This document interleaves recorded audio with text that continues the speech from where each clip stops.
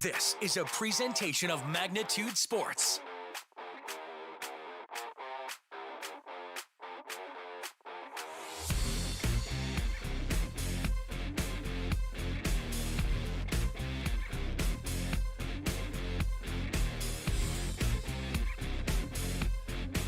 And he's going to get that base hit.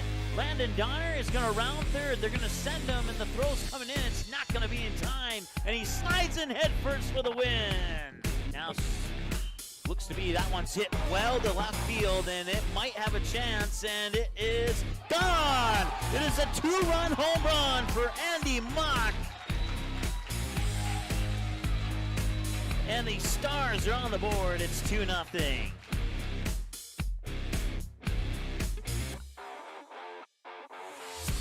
And now, the cameras are ready. The headset is on. It's game time.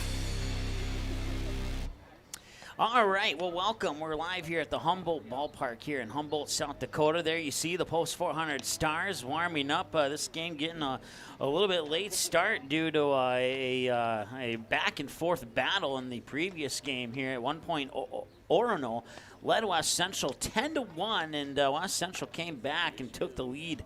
Or no, they tied it at 10-10. They got the bases loaded, hit by a pitch, scored the tying run, and then a couple of outs later, the sixth inning of play would finally come to a conclusion, and then Orono would get two in the top of the seventh, and the home team, West Central, would fail to score, and that would be a 12-10. More on the results of what's happened so far today on this busy day of baseball from Humboldt Ballpark in Humboldt, South Dakota. It's about a 20-mile-ish drive from the team hotel here to the field, about the equivalent of going from Fargo to Castleton, if that helps you put it into perspective here.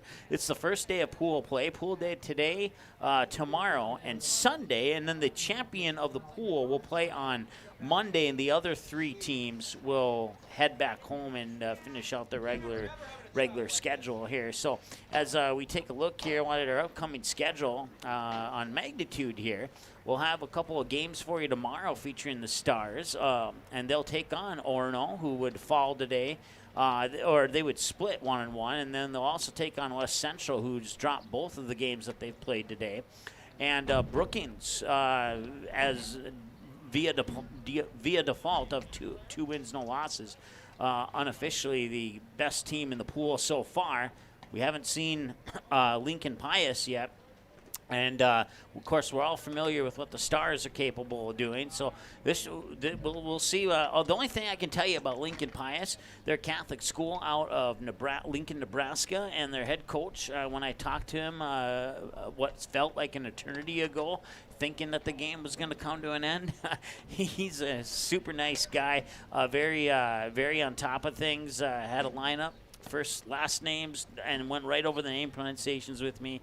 I couldn't ask for anything better than that. He was very, very helpful, and we certainly appreciate that, and we wish them the best of luck, not only in this game but in this tournament, as well as the rest of the teams in this tournament as well. Also, tomorrow is some MPSL soccer. The Dakota Fusion will host Joy Athletic Club. Eric and Cody will have that broadcast for you here as I'll be down here with those Stars games tomorrow, and then another one against the Brookings, and that is probably, depending on what happens here today between the Stars and Lincoln Pius, the Post 400 Stars and Brookings could be one of the better matchups, or we'll find out. It's really hard to gauge where Brookings sits right now, as they took care of Orono and West Central with hardly any difficulty. So we'll see what Lincoln Pius has to bring to the table. That's really about the only question mark that we have right now. And then Monday, should the Stars win the pool,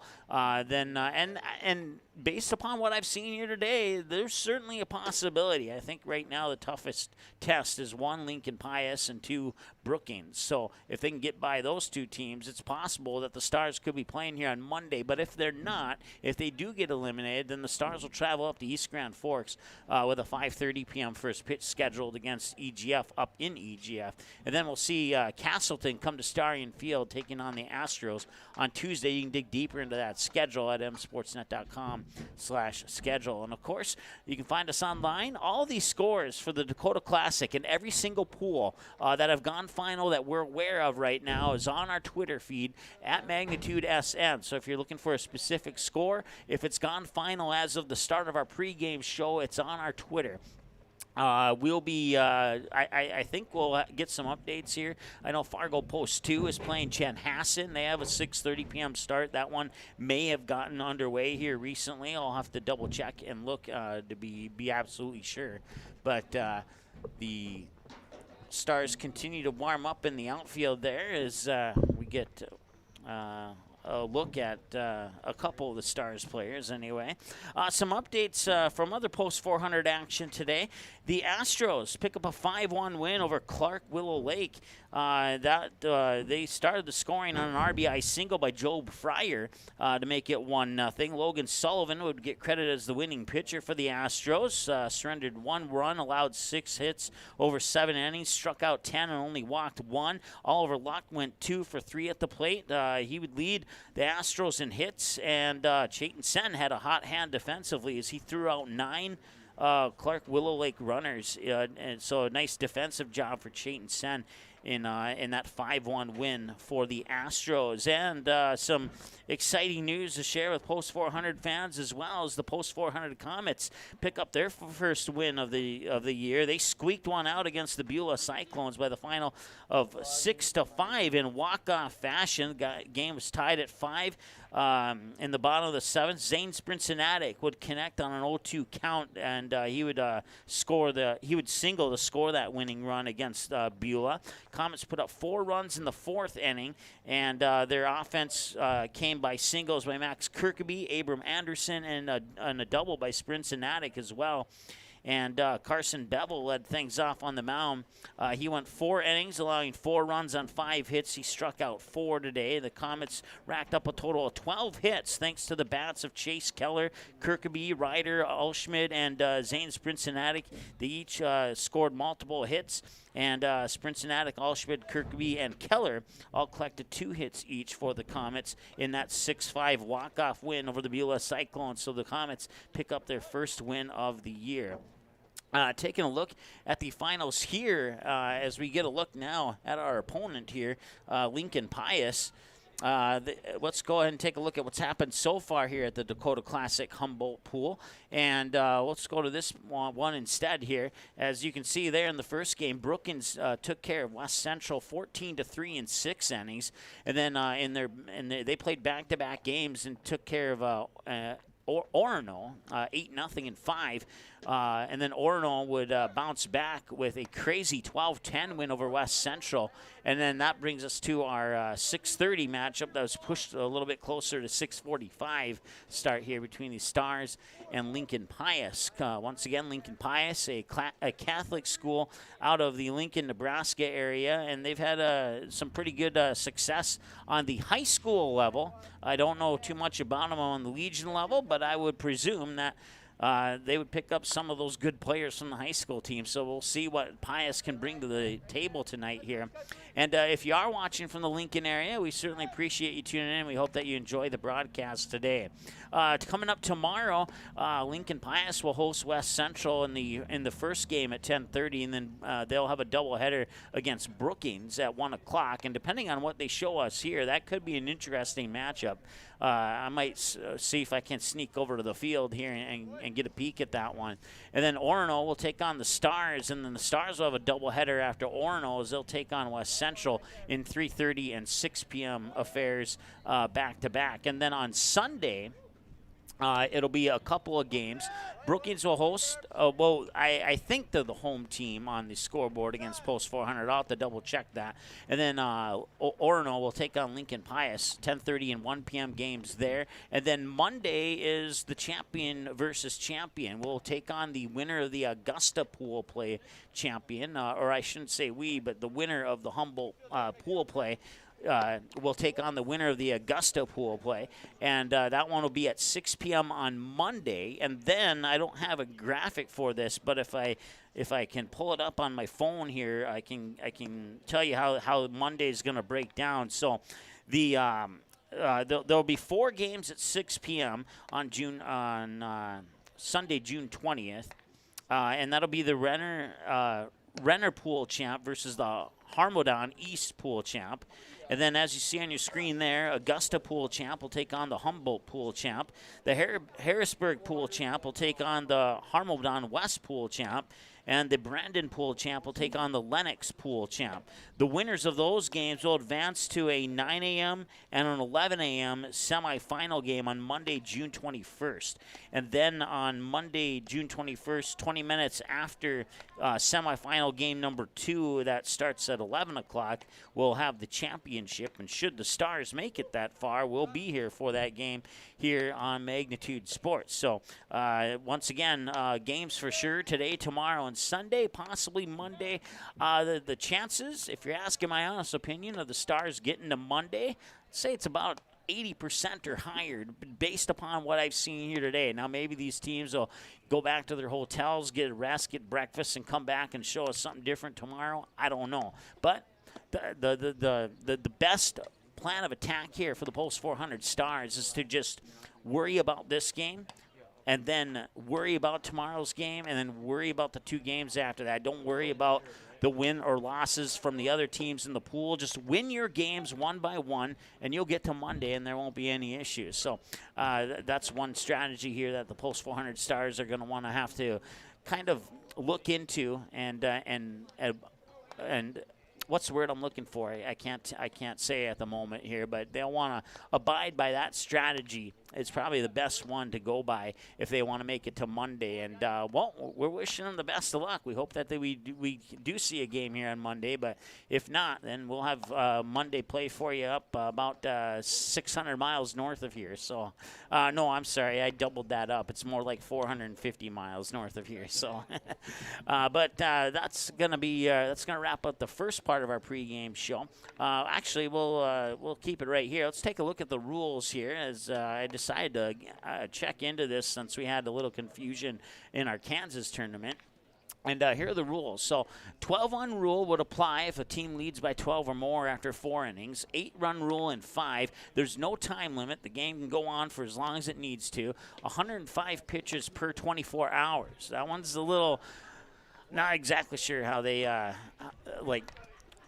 But, like, if your game started at 6 p.m., you're allowed to throw 105 pitches through 6 p.m. tomorrow. Let's put it that way. And then if the game's tied after 7 innings, then the teams will start the 8th inning and beyond with a runner on second and 1 out. And under normal circumstances, a game cannot end in a tie. Now, if weather plays a role or something like that, that could potentially change that. But under normal circumstances, no game's going to end in a tie this weekend. So that's what we know about the Dakota Classic tournament rules here. And 2 umpires officiating each of these games so far, and we'll see how they do here in the final game of the day. When we return here, we'll have more of your pregame show coming up right after this here on Magnitude Sports. Be right back. Good sportsmanship. It will carry you further in life than sports. Growing up in North Dakota, I learned to respect my opponents, the coaches, and the officials. The values of fairness and teamwork carried me to the highest level in my sport and allowed me to live my dream of playing football in the NFL.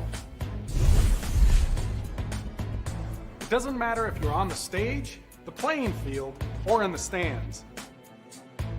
We are all better when we show respect for others and practice good sportsmanship. Carry yourself with dignity. Being gracious makes the losses easier and the victories that much sweeter. So when the lights on the playing field, the stage, or the gym floor dim, you'll always have pride in yourself. Looking for a new home? Make home happen this summer by getting pre-qualified for free with Sean Carlson at Town & Country Credit Union. He'll help you find the best mortgage options for you and keep the process running smoothly from beginning to end. With a 98% satisfaction rate, awesome rewards, low fees, and great rates, it's clear why members love Town & Country Credit Union. Stop in or visit townandcountry.org to find out how you can become a Town & Country member today. Insured by NCUA, Equal Housing Lender. While the scoreboard reveals the winner of an athletic contest, the real winners are the players, coaches, and fans who show good sportsmanship. Those who treat the game as a competition, show concern for an injured player, and accept all decisions from game officials. Please remember to be a good sport when attending a high school game. This message courtesy of Magnitude Sports. All right, welcome back to the Humboldt Ballpark here in Humboldt, South Dakota. About a 20-mile drive from the team hotel in Sioux Falls. And, well, if you've never been to Humboldt, South Dakota, it is actually a small town. Like, I honestly did not know this until I got here last night. I drove down last night, got into Sioux Falls about 11:45, checked into the hotel. I was like, let's go drive by this field. Figured that I would be able to at least drive by and get a brief look at it. And then I come to this small town, and I, by luck and chance, found the right road that took me to this field. It was about 12:30 in the morning, and the only other person in the community was the local sheriff. And we waved at each other, and I just kind of told him what I was up to. And he's like, hey, go check out the field. Go walk around if you want. And the sign when you come into town says, a small town with a big heart. And you know what? I have to 100% agree with that statement. Not only last night's experience with the local sheriff, but just the scoreboard operator and our PA announcer tonight, extremely friendly. It feels like I've known them for 20 years, but I've only known them for a few hours now. So it's they're recommending places to go eat at and all that cool stuff.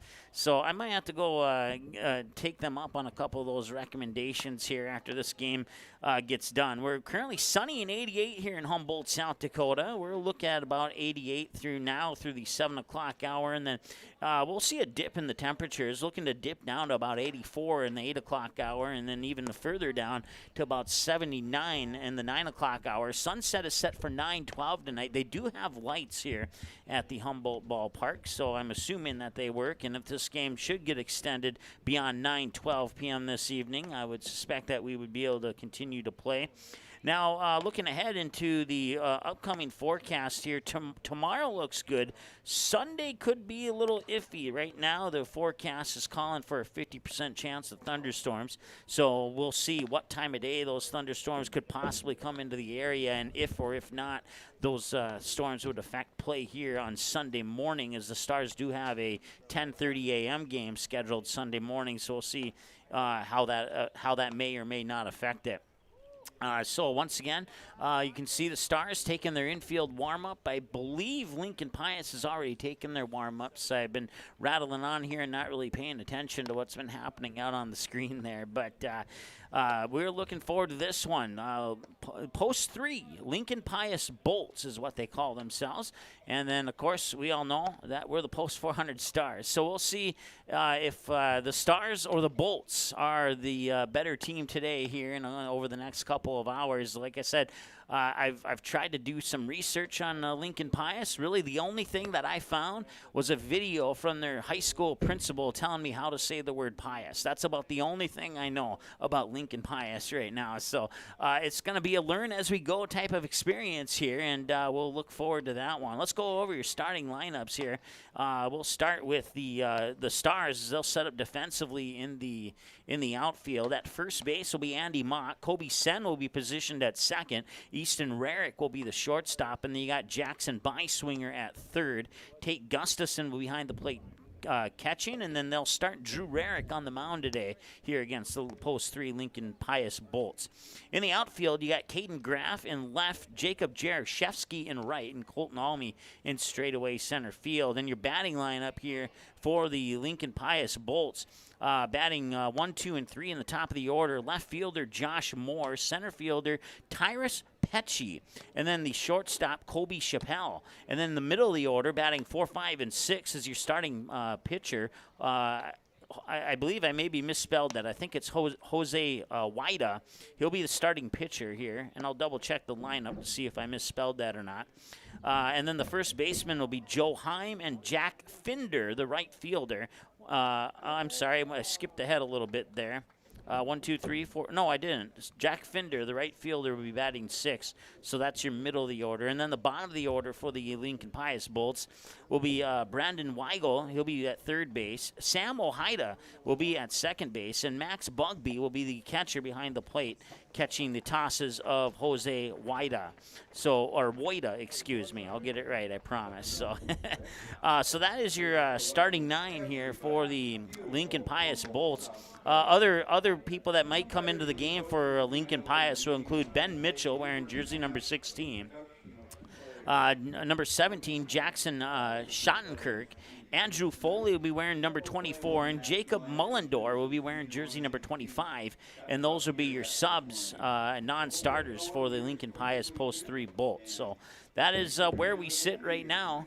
Looks like the umpires are exchanging lineups and shaking hands with the Post 3 and Post 400 coaches here. As Ben Bryant has made the trip down here to Humboldt, South Dakota, is one of the couple coaches here for the Post 400 Stars. And I had the lineup and I forgot to write it down, the coaches for Post 3, but we'll get to that here in the final segment of our pregame show coming up after this here on Magnitude. Be right back. Hi, it's Dr. Tiffany Johnson from Healing Touch Chiropractic in West Fargo. What impact I want to make, how my office is different, how my niche is different. It is all about giving people hope and helping them believe that their bodies were made to heal. Let me show you how your life can change through chiropractic at Healing Touch Chiropractic.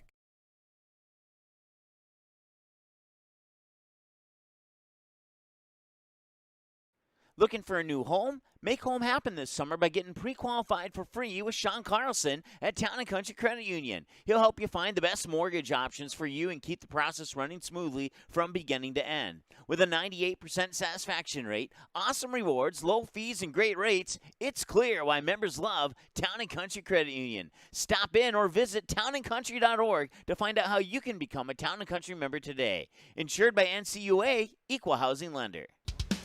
All right, welcome back. PA announcers about to go over the starting lineups. I know we did the national anthem earlier. I don't think we're doing it again, but I'll find out momentarily here.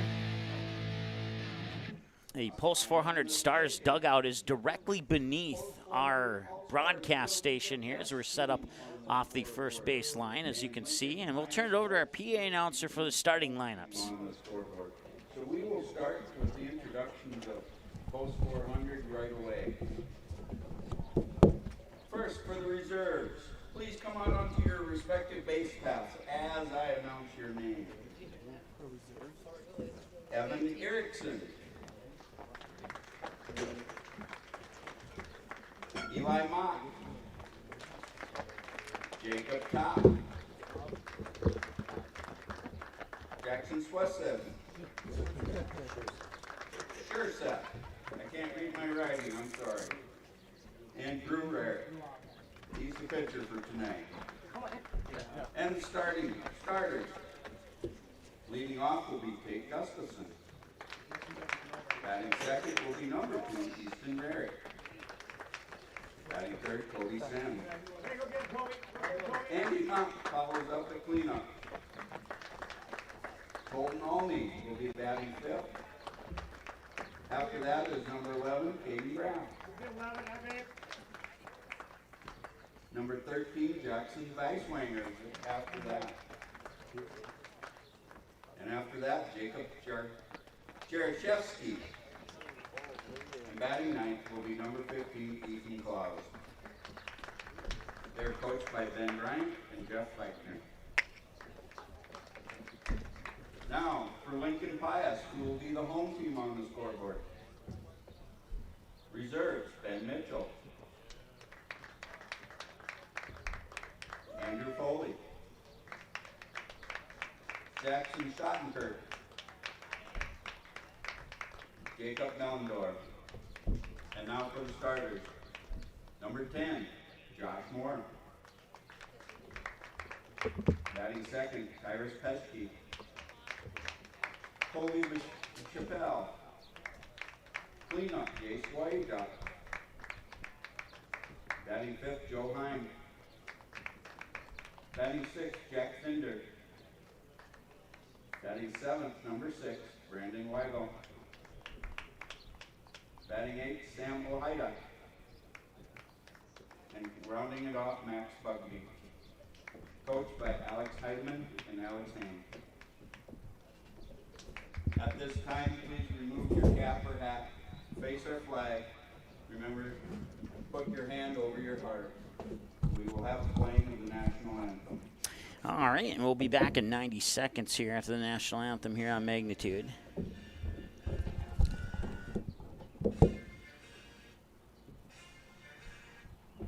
Looking for a new home? Make home happen this summer by getting pre-qualified for free with Sean Carlson at Town & Country Credit Union. He'll help you find the best mortgage options for you and keep the process running smoothly from beginning to end. With a 98% satisfaction rate, awesome rewards, low fees, and great rates, it's clear why members love Town & Country Credit Union. Stop in or visit townandcountry.org to find out how you can become a Town & Country member today. Insured by NCUA, Equal Housing Lender.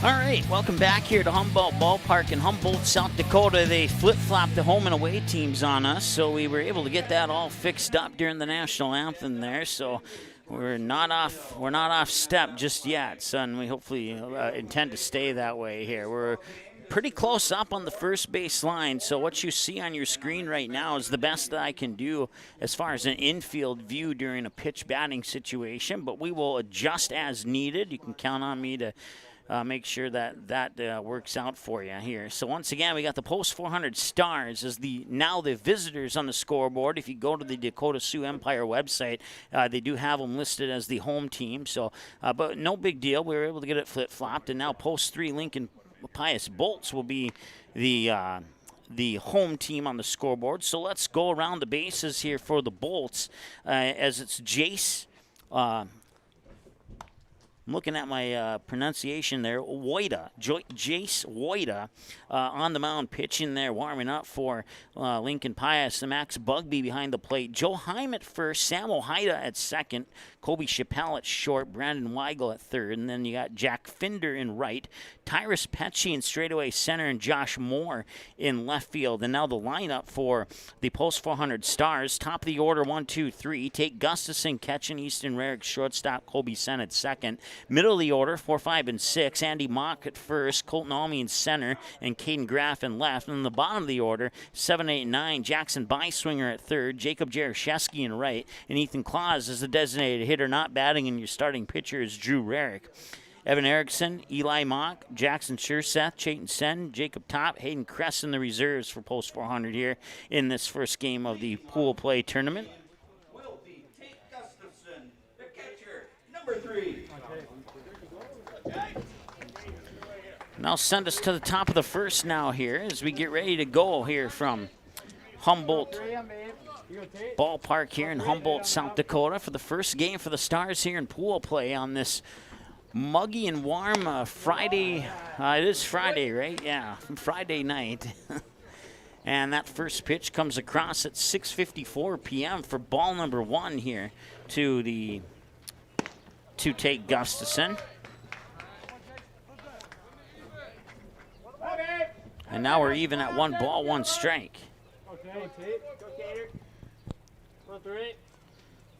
So it is Jace, and I did not spell it wrong. So Jace Weigel on the mound pitching for Lincoln here, as it's 1 ball and 2 strikes now here to the batter. Tate Gustafson, Easton Rarick on deck, Kobe Sen to follow. Here's the windup in the 1-2 delivery, swing and a miss, and that's strikeout number 1 for Weigel. And out number 1 for the Stars. And now bring up the next batter here, is that's Easton Rarick stepping up to the plate here. He'll face pitch number 5 from Weigel. Give me about 2 innings, and they'll come right off my tongue without me having to look at the phonetic spelling there. I just want to make sure I get it right. That one will flip off the glove of Bugby for ball 1.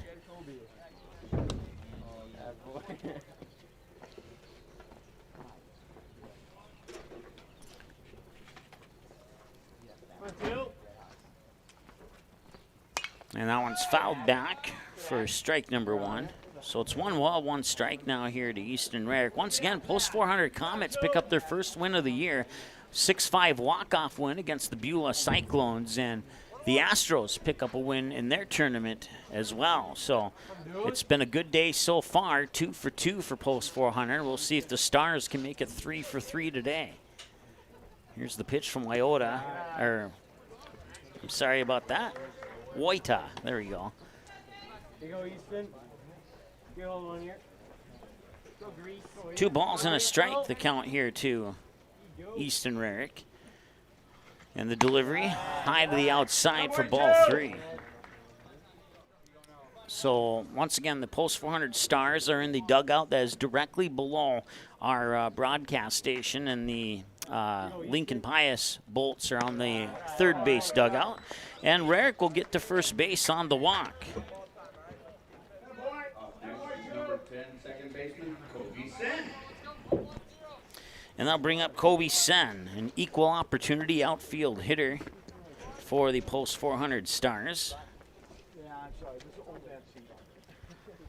Once again, if you're just tuning in, we're pretty close up on the first base line, so that's the best I can do for the infield view. I know that you're usually used to seeing the whole infield, but not this time around. But we'll do our best to keep the camera on the action. I can tell you that much for sure. 1 ball, no strike here to Kobe Sen. Here you go, Kobe. Come on, 10. Back. And now Weigel Probably not his best. I don't know.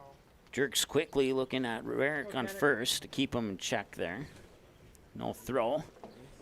And still 1-0 here to Sen. And that pitch on the inside edge. Nice pitch there by Weigel for a strike, and it's 1-1. Runner on first is Easton Rarick, and 1 away here for Kobe Sen, facing a 1 ball, 1 strike count 3 minutes into the ball game here. And Weigel will toss pitch number 12 here as he gets the signal from Bugby. And that one's going to be grounded, rolling up, picked up by the third baseman, and in time, but just barely. And now back over to third, and they got him. It's a double play. So that'll end the inning. And the Stars leave nobody on base, no runs, no hits, no errors, and nobody left on base. And now it's the Lincoln Pius Bolts coming up to bat next here on Magnitude. Be right back.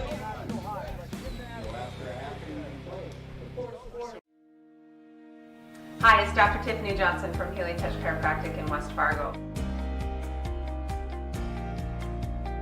What impact I want to make, how my office is different, how my niche is different. It is all about giving people hope and helping them believe that their bodies were made to heal. Let me show you how your life can change through chiropractic at Healing Touch Chiropractic. Magnitude Sports would like to remind you that whether you're watching from home or watching from the stands, to please respect officials. Without high school officials, games are canceled and players lose playing time. Contact your local high school to find out how you can become an official and stay connected to the game you love. All right, there is Drew Rarick warming up on the mound there for the Post 400 Stars as he'll face Josh Moore, Tyrus Petchy, and Kobe Chappelle, top of the order here for Lincoln Pius. And once again, I want to say thanks to the head coach, or I believe he's the head coach. He's one of the coaches for Lincoln Pius for greeting me and with a smile and helping me out with the name pronunciations and giving me a lineup with first, last name, jersey number, and position. And sometimes that's hard to get, to be 100% honest with you. But no problems here with Lincoln Pius. Certainly appreciate their friendliness and hospitality, even though they're wearing a different color T-shirt than the Stars fans would prefer them to wear. So Drew Rarick will get set here as still warming up in the batter's box is Josh Moore, as he hasn't stepped up to the plate just yet. Go around the bases here for the Stars. You got Andy Mock at first. And you have Kobe Sennett, second, Easton Rarick, the shortstop, Jackson Beiswinger at third, Tate Gustafson behind the plate, and then in the outfield, Jacob Jerichoski in right, Kaden Graf in left, Colton Almy in center. And once again, Drew Rarick pitching. And here's Josh Moore stepping up to the plate here for Lincoln Pius. And the windup and the delivery from Rarick, and that one will be delivered out into center field. And he cannot make the catch. He'll land for a base hit. He's going to get two out of it. And for the Stars, he's lucky he didn't get three, but it's a leadoff double for Josh Moore. All the way to center field there, and that'll bring up Tyrus Petchy. Leadoff double from Moore brings up Tyler Petchy, center fielder, number 15. Once again, I can't quite get the runner on second on camera there, so I'll do my best to give you radio play-by-play of what's happening over there.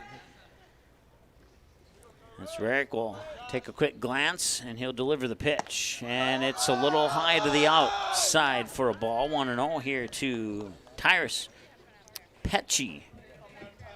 According to my phonetic spelling is how it's said.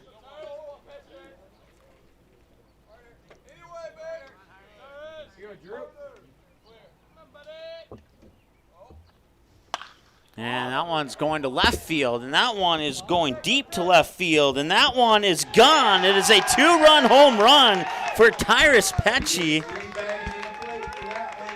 And the Bolts have taken a 2-0 lead.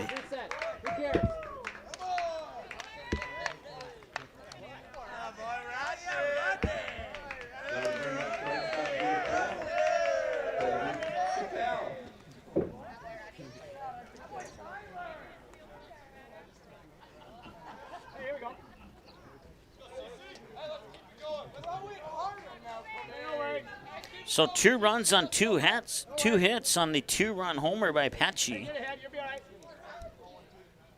That's only the second home run of the of pool play so far here. This can't remember the guy's first name, but it's starts with a KJ. He hit the first home run about to the same spot as Petchy did for the Brookings Bandits in the second game today, I believe it was, for the Brookings.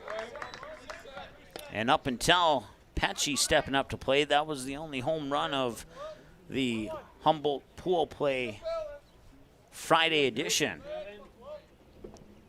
1 ball and 1 strike here to Kobe Chappelle. And Chappelle will chop that one towards third, and the catch is a little bit off the mark, and he's going to be safe, and I believe that will be charged as an error. We'll see if the official scorekeeper agrees with me or not.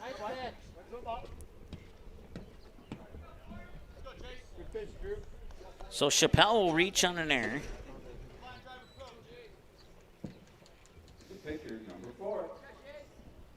Jace Woida step up to the plate here for Lincoln Pius. And so far, so good for the Bolts on the pickoff attempt there on Chappelle at first. And once again, we'll do the best to give you radio play-by-play for anything that's not on camera. I'll admit I have to get used to it. I've already made one mistake that I wish I wouldn't have made, so 1 ball, no strike here to Jace Weigel. Pitcher versus pitcher battle here.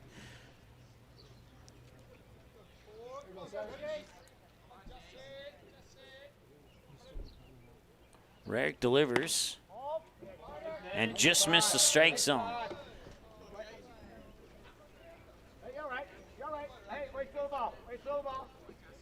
2-0 now here to Weigel.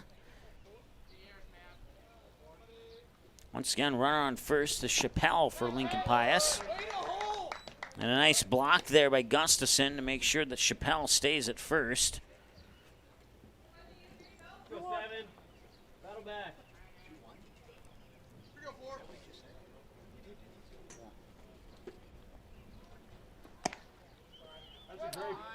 And that one does come in as a strike. Here we go.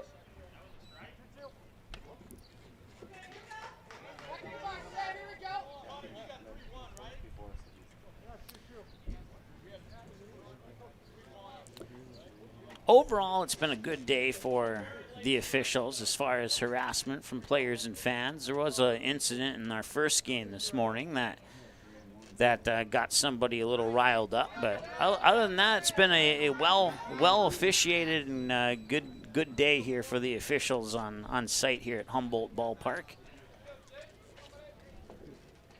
2-2 the count here to Weigel. That one comes in low, and it's a full count now here on the pitcher versus pitcher battle. On deck here is Joe Heim for Lincoln Pius.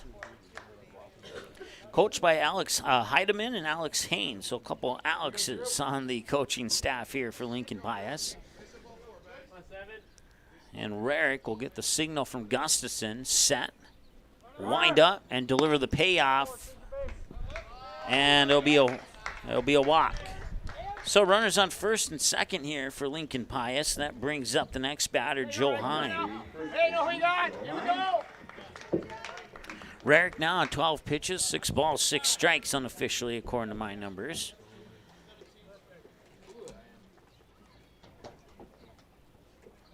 It looks like we'll have a courtesy runner for Weigel on first, and that will end up being, let's see if we can get a glimpse of who that will end up being here. Still no word on a jersey number 17, so it's Jackson Schottenkirk. Jackson Schottenkirk is the courtesy runner. So Schottenkirk on first, Chappelle on second here, and the batter is Joe Heim. The pitch is low for a ball, 1-0. Come on, Drew. Come on. We'll see West Central once, we'll see Brookings once, and we'll see our first trip to the mound here for Post 400.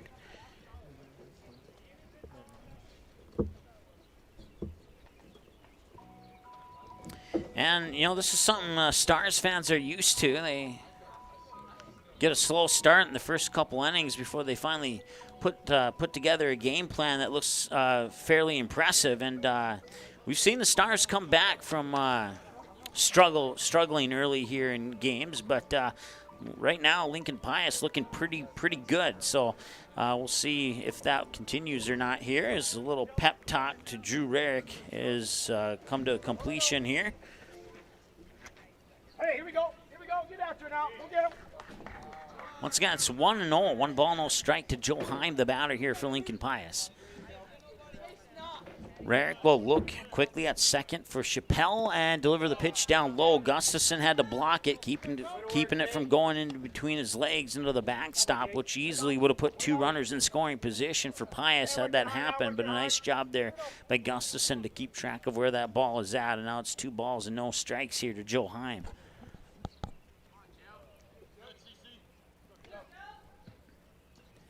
Rarick delivers, and that one's just a little bit high, and it's 3 balls and no strikes.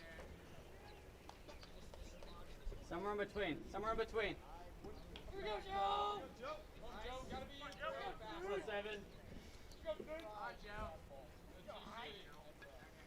And the 3-0 pitch, and he will not get the free strike. He'll walk him, and that'll load the bases here for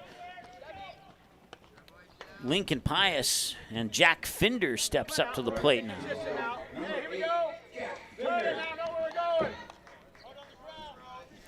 Looked at the roster, talking to Coach Alex, and I was like, Jack Finder? And he's like, everybody makes that mistake. It's Finder. I'm like, okay, awesome.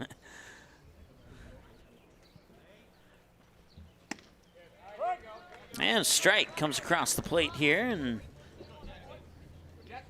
as the 7th strike thrown. Of course, a couple of those strikes, they would like a different result. One of them resulting in a 2-run homer.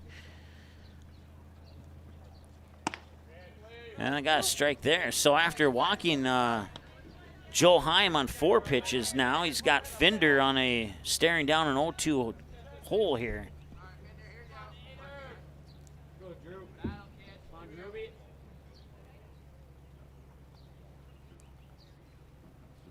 And the pitch, and that one is blocked by Gustafson, and Rarick comes up to home to cover, and the runners will stay put on their bases here. Once again, on first is Joe Heim, on second is Jackson Schottenkirk, and on third is Kobe Chappelle. And once again, the batter here is Jack Finder. 1 ball and 2 strikes. We'll see if Rarick can get his first K of the evening, early evening, I should say. And he will. Swing and a miss there, and he'll walk 1 batter on 4 pitches and strike out another on 3, and we'll see how he can fare against Brandon Weigel, as that records the first out of the inning here for Lincoln Pius, leading 2-0 on a 2-run home run there by Tyrus Petchy a little bit earlier this inning. And that accounts for all the scoring so far. The windup in the delivery, and that one comes over to the outer edge for strike 1 here to Brandon Weigel.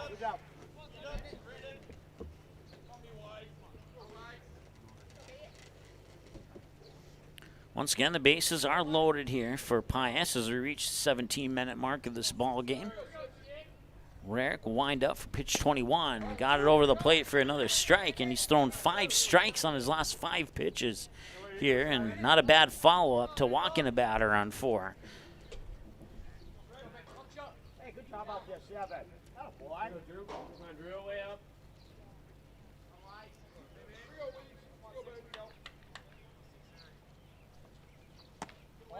And that one just a little bit high. That was really close. Just over the upper lip of the upper tier of the strike zone there, and we'll see if Rarick, with 1 away, can get out number 2 and potentially set up the Stars to get out of this bases loaded jam here that Pius has set up for Rarick and his teammates. Here's the windup in the delivery. That one's going to be popped up, and just out of camera view and out of my personal view, I'm not sure what happened there, if he made the catch or not. And yeah, and he did, and now Chappelle will tag on third to score to make it 3-0. 0-2-3. 0-2-3. Oh boy, Andy. Oh boy, Andy. So that'll leave second base open. You got runners on first and third now on the sac fly to foul territory for You go, Drew. Good catch, Andy. So Joe Heim on first, Jackson Schottenkirk on third, and now the batter is Sam Ojeda. He'll be followed by Max Bugby if no double plays happen. And there's a pickup there by Rarick, and Rarick will get it to Mock for the out, and that will end the first inning of play. But the Bolts get 3 across the plate on a couple of hits, and 1 Stars error. And they leave 2 stranded on base, and we'll return after this here on the Magnitude Sports Media Network with the Stars up to bat next here on Magnitude. Looking for a new home? Make home happen this summer by getting pre-qualified for free with Sean Carlson at Town & Country Credit Union. He'll help you find the best mortgage options for you and keep the process running smoothly from beginning to end. With a 98% satisfaction rate, awesome rewards, low fees, and great rates, it's clear why members love Town & Country Credit Union. Stop in or visit townandcountry.org to find out how you can become a Town & Country member today. Insured by NCUA, Equal Housing Lender. While the scoreboard reveals the winner of an athletic contest, the real winners are the players, coaches, and fans who show good sportsmanship. Those who treat the game as a competition, show concern for an injured player, and accept all decisions from game officials. Please remember to be a good sport when attending a high school game. This message courtesy of Magnitude Sports. All right, welcome back. Lincoln Pius leading 3-0. Two of those off the bat of Tyrus Petchy. Left field two-run home run shot. 320 down the left field line, 375 to straightaway center, and I believe approximately 320 down the right field line as well. Second for post 400 All-Stars will be Andy Mack, number 18. They'll bring up Andy Mock, and he'll be followed by Colton Almy and Kaden Graf. It's the middle of the order here for the Stars to lead off the top of the second. And the first pitch is smoked as a hit to left field. It dropped right in front of the foul line. And Andy Mock into second. No way! You gotta be kidding me!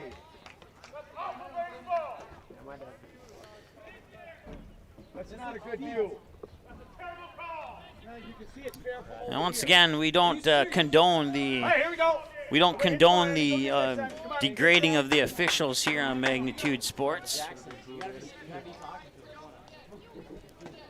But it is what it is. So they're going to say it's a fouled away pitch now, so no double. And it will go into the books as strike one. So to be 100% honest, he called it fair, so I called it how I saw it. It may have been foul. It's way too far away for me to make an official call. So once again, I respect the calls of the officials, even if some of them appear to be obviously in error. But there we go. No error about that one there, as that one rolls into left field, and instead of a double, he's going to get a single out of it.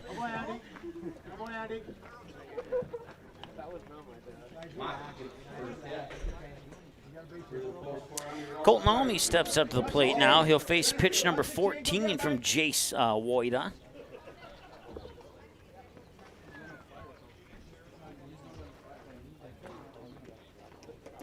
So it's the first hit of the game here for the Post 400 Stars, and we'll see if they can keep the bats going here in the top half of the second with a runner on. The pitch comes across for a strike. Nicely thrown toss pitch there by Woida, and that's good for 0-1 on the count. Woida now on 14 pitches, 8 strikes, 6 balls. He's got Kaden Graf on deck, and if we can get that far into the lineup, Jackson Byswinger possibly this inning as well.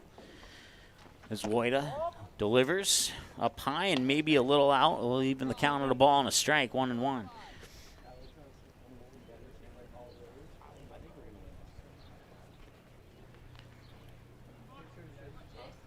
Stars originally came in their dark blue, or they're not necessarily dark blue, but they're blue uniforms, and then Pius showed up in their dark blue, so they switched it to white.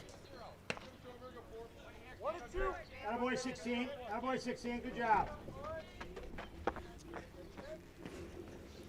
1 ball and 2 strikes. Well, for the Stars fans, if the youngsters want to make some money, every foul ball is $1 instead of 50 cents like it is back home. So maybe worth making the trip down here. I could have easily paid for everything I bought from the concession stand today if I would have went down and chased them all down, but I didn't.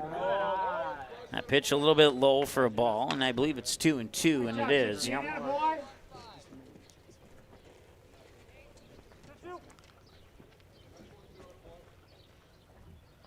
So once again, Andy Mock on first, and the 2-2. And that one, check swing, did it come off the handle, or? Hit him in the hand.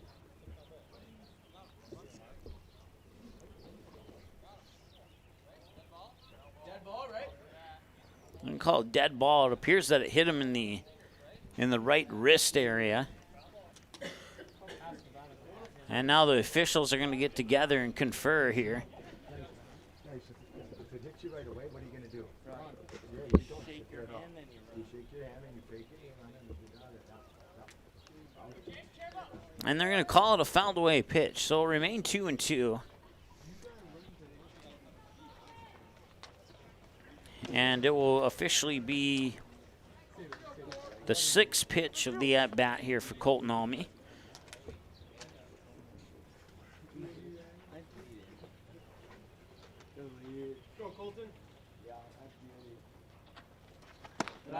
And the 2-2 is high for a ball, 3-2. So full count here is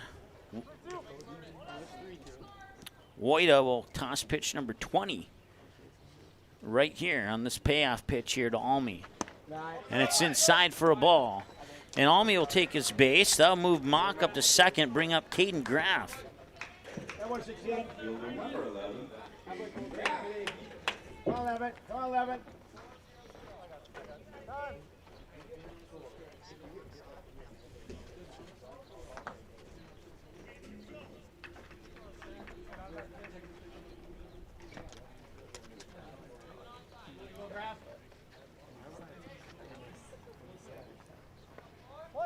So 2 runners on here, and the tying run at the plate now here, Kaden Graf. He's gone yard once this season. If he does it again here, this game would be tied. And that pitch high and in for a ball, 1-0.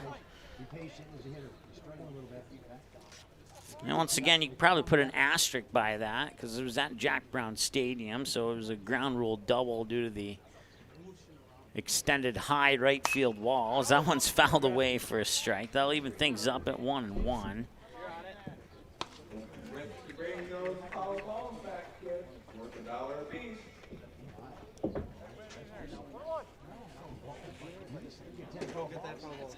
Hey, time out. We got to go get our own ball. Let's take those balls back. Send a message to Gould. Gould, we're saving money.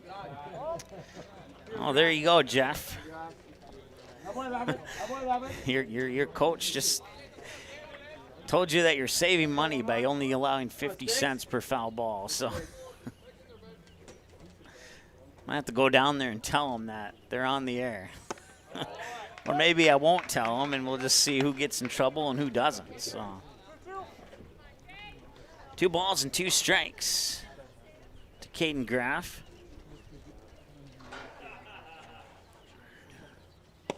2-2 is low to the outside for ball 3, and it's another full count here to a Stars batter off the pitches of Weigel.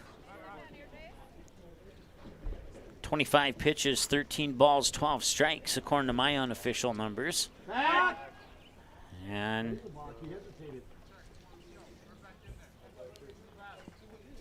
Weigel will step off. They'll force Mock and Almy to touch up on their bases at first and second. And the payoff pitch is going deep to right field, and that one is all the way back and into the glove of Finder. Get going, Colton.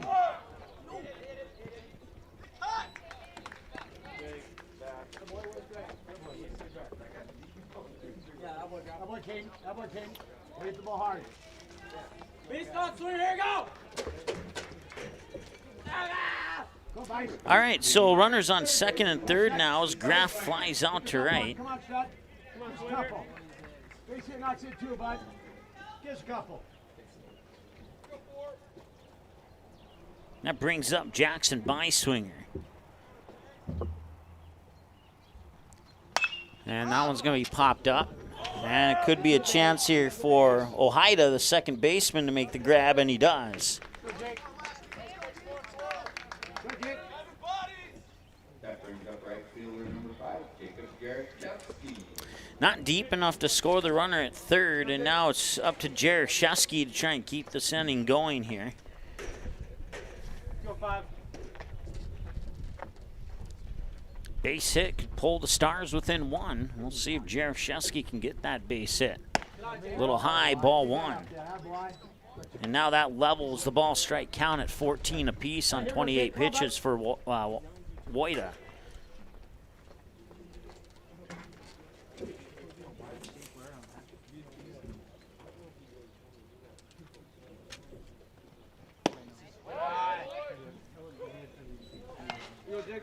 Two balls and no strikes now here to Jerichoski. Ethan Claus on deck.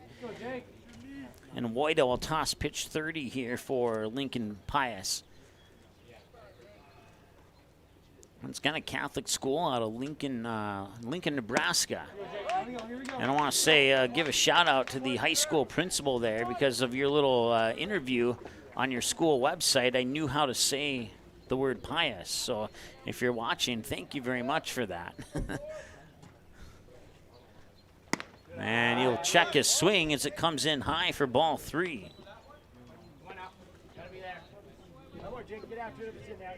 3 balls and a strike here to Jerichoski.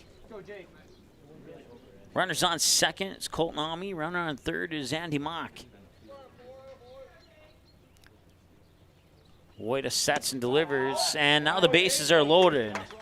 It's a 5-pitch walk to Jerichoski, and now Ethan Claus will have a chance to do some damage with the bat here for the Post 400 Stars.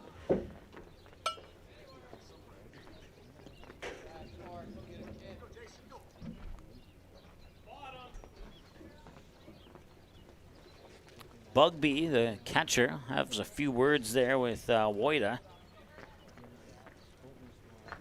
So once again, the bases are loaded. Jerichoski on first, Almy on second, Andy Mock on third. The batter now, Ethan Claus, with 2 away here in the top of the second. And the Stars trailing 3-0 on the Sean Carlson Town and Country Credit Union scoreboard. And the pitch comes up high for a ball. It's 1-0.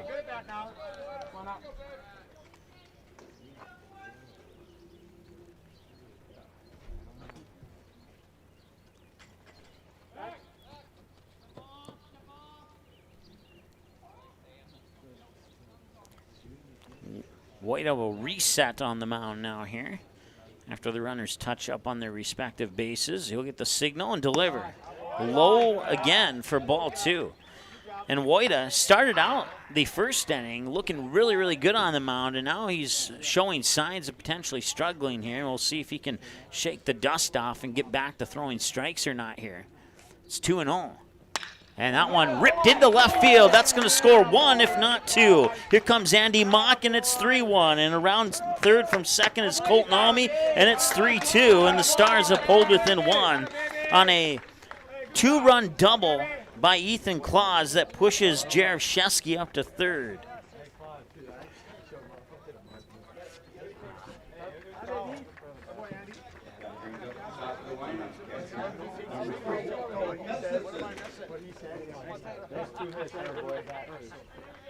That was the same as yourself another one, Trey. Come on.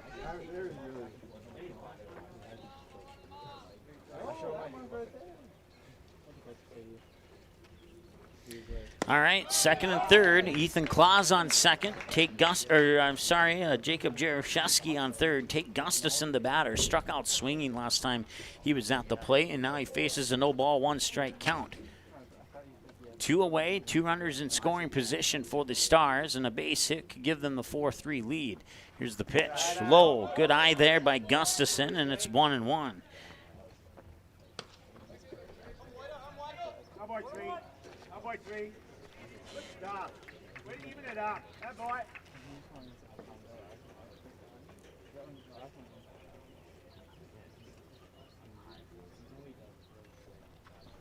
And another one that's low, and coming in from third is Jerichoski to score, and the game is tied. So Jerichoski will score on the pass ball. If you close the ball and you stood up, you're going to get drilled. Slide, okay? Thank you, Stud. Thank you. Hey, good job. Come on, Jake. Get us another one. Get us another one. Go get him, bud. Nice job, Jake. You guys back there. Nice job. Nice. Claus moves up to third on this same play here, and now we're knotted up at 3 apiece, and number 3 swings for strike 2.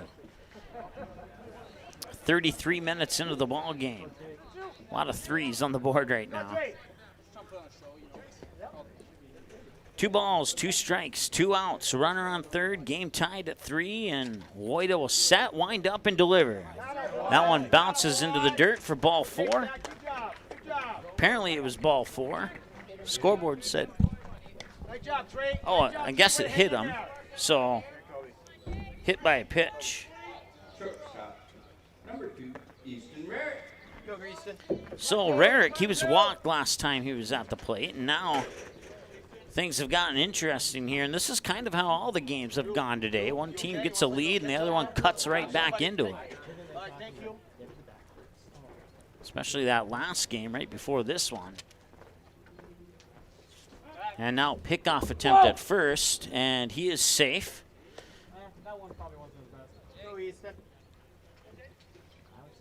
Once again, runners on the corners here for the Stars. Gustafson on first, Claus on third, Rarick the batter. And another pickoff attempt, and he is safe.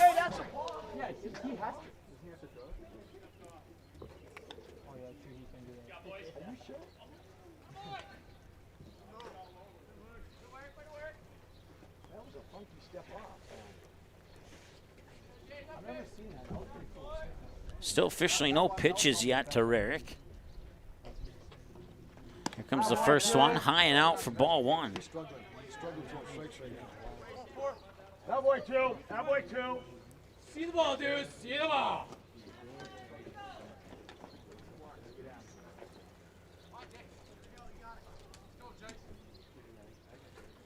And the pitch. High and out again for ball 2. 40 pitches now, and here comes the Lincoln Pius coach to the mound. And we'll see what the decision is here. Looks like he's going to stay in, probably get some words of encouragement here from Coach Alex, excuse me. One on the mound there is the one I talked to before the game started. Excellent individual. Based on my limited interactions with him, I would have to say that every player that plays for Lincoln Pius should be proud, or Lincoln Pius, excuse me, should be proud to have him as a coach. He's a really good guy, based on my limited knowledge of him, of talking for about 7-8 minutes. So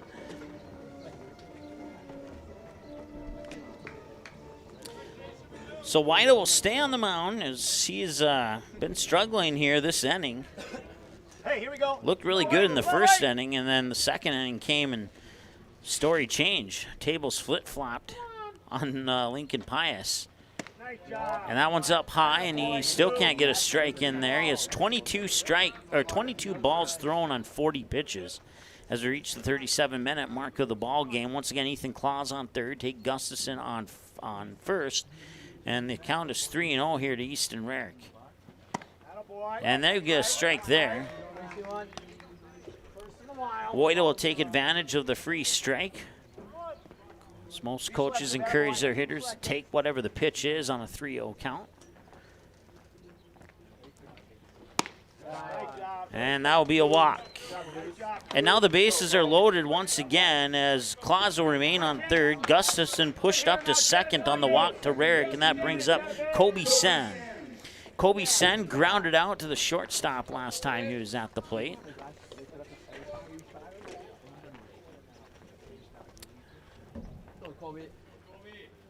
As we enter the one batter away from entering the second trip through the lineup here in inning number 2 for the Pulse 400 Stars. Good hitter, be patient. Nice job. Weigel gets a strike there, and it's 0-1. See if he can get out of this bases loaded jam with 2 away. Here's the 0-1 delivery. That one's going to be popped up, and that'll be good for strike 2. Nothing wrong with that. Good rep. Good rep. Be a dude. Up here now. That'll hard. That'll hard. 1-2.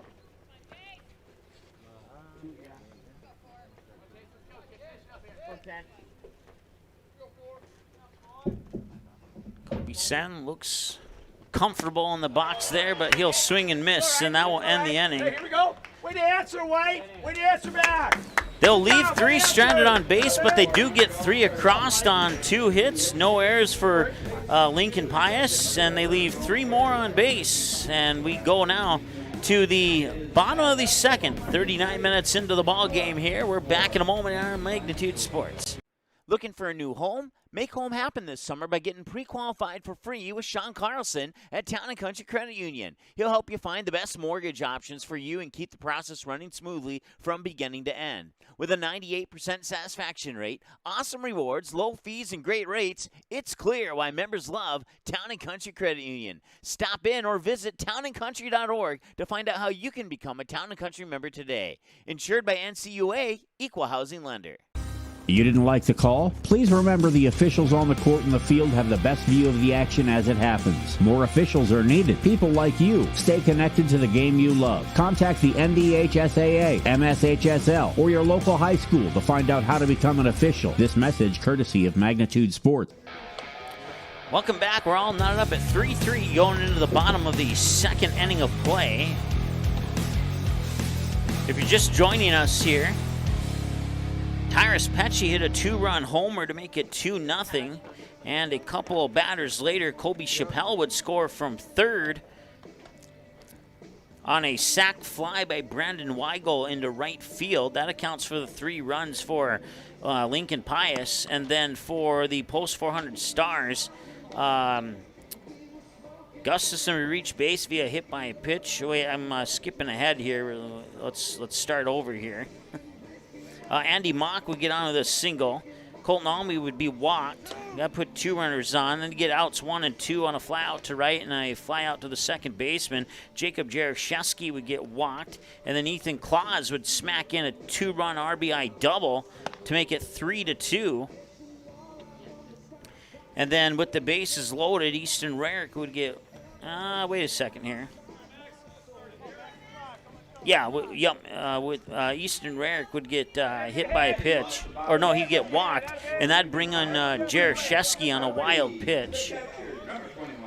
That's what it was. Jerichoski came in on a wild pitch. I knew something wasn't right with my chart there, so I apologize. But bottom of the second, that's where we sit, tied at 3-3. This is Max Bugby, the catcher for Lincoln Pius.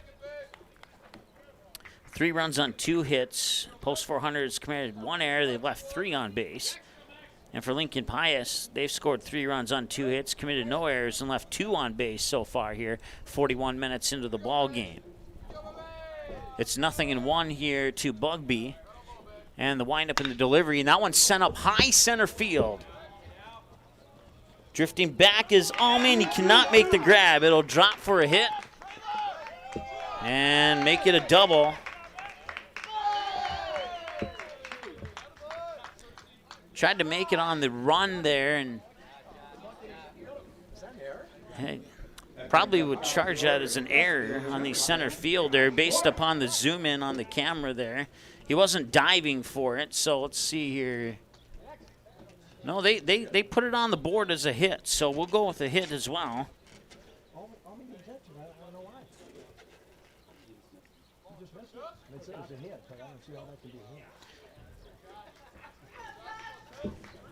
I'm leaning towards error on that one, but then again, our cameras had the zoomed-in view and nobody else did, so it can be hard to tell what happens in the outfield there. So we'll go with the hit. We'll be generous.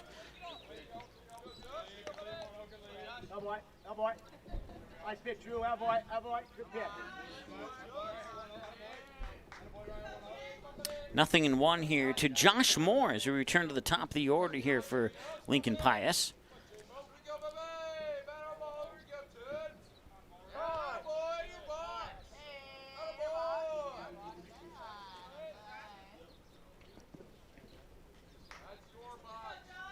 Wearing a blue-colored jersey today. Everything I found online showed him in green. It was really hard to find information on the teams here this weekend, so we did the best we could. And I'm pretty sure that's their high school colors. The wild pitch will send the runner to third.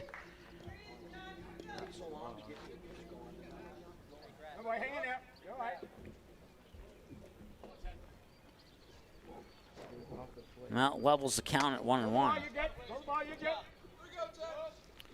Some more 1-for-1 with a double. Now faces a 1-1 count here from Drew Rarick on the mound, pitching for the Post 400 Stars. And he'll set, wind up, and deliver. And he'll just miss for a ball, and it's 2-1.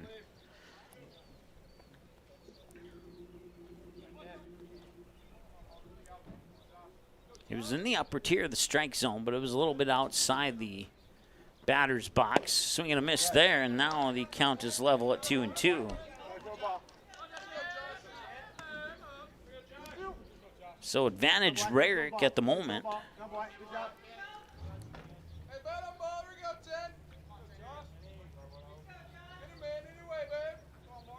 He'll set and deliver the 2-2, and he'll foul that one into the dirt. It'll remain 2-2.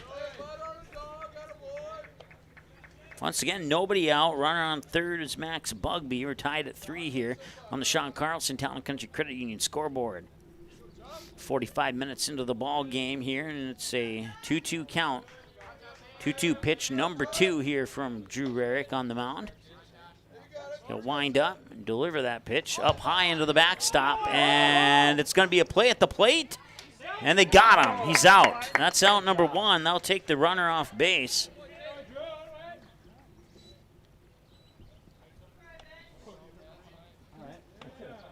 Yeah.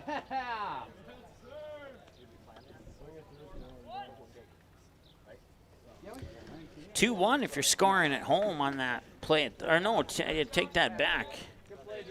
It was a straight 2. It came off hard off the backstop. Gustafson picked it up, ran back to the plate, and applied the tag. Nicely done there by Gustafson. And now the 2-2 is right into the glove of Andy Mock. He'll step on the bag for out number 2. Work hard for your last. Work hard for your last. So direct ground out to first.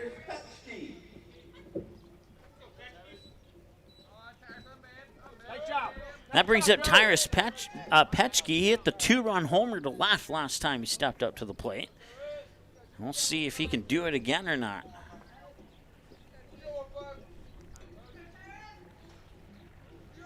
Rarick will deal. Skip that one into the dirt here, and too many more of those, and we might see a visit to the mound here for Post 400. So it's 1-0 here to Petchke. Let me look at the pronunciation again. Petchke.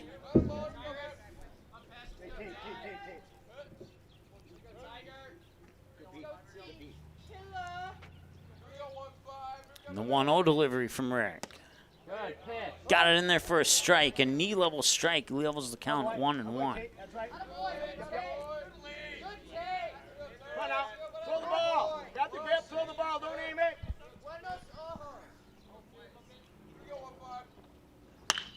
And that'll be grounded. Nice grab there by Rarick. He'll fire it over on one hop. I think he ran it out. Yes, he did.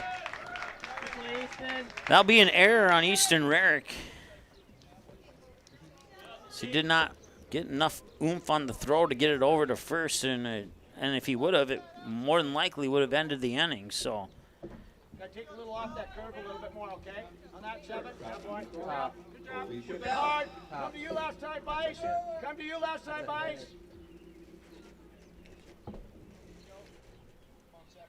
They're crediting it as a hit. I don't agree with that, but that's okay. And the pitch. And that one will drop for a ball. It's 1-0. Colby Chappelle, the batter, reached base on an error last time he went through the batting lineup here for Lincoln Pius. No worries. No worries.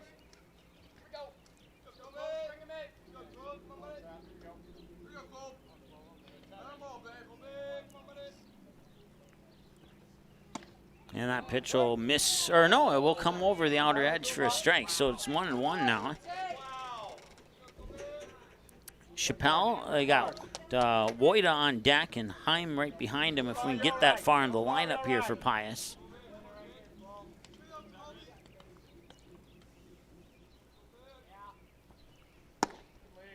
And that one is low for ball 2. That's good location. That's all right. Good miss there. Good miss there. That'll be it. Wait for the ball. Come on now.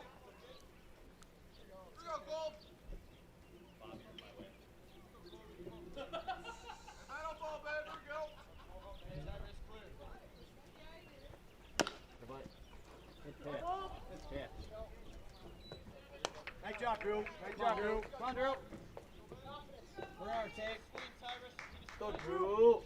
Gotta have you, buddy. Gotta have you now. Have it. Go get him now. Go get him, 7.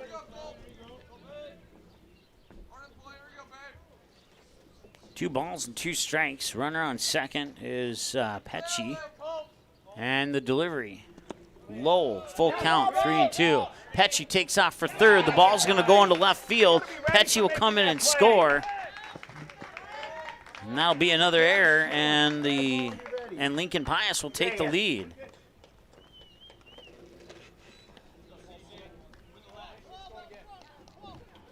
So Petchy advances to third on the wild pitch, or the pass ball, I should say. And then he'll come home on the error.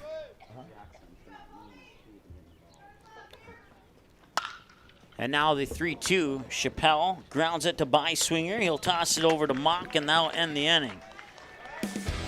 So the Lincoln Pius gets the lead back on a wild inning for both of these teams here. And now the Stars come up to bat when we return after this here on Magnitude. Be right back in a moment.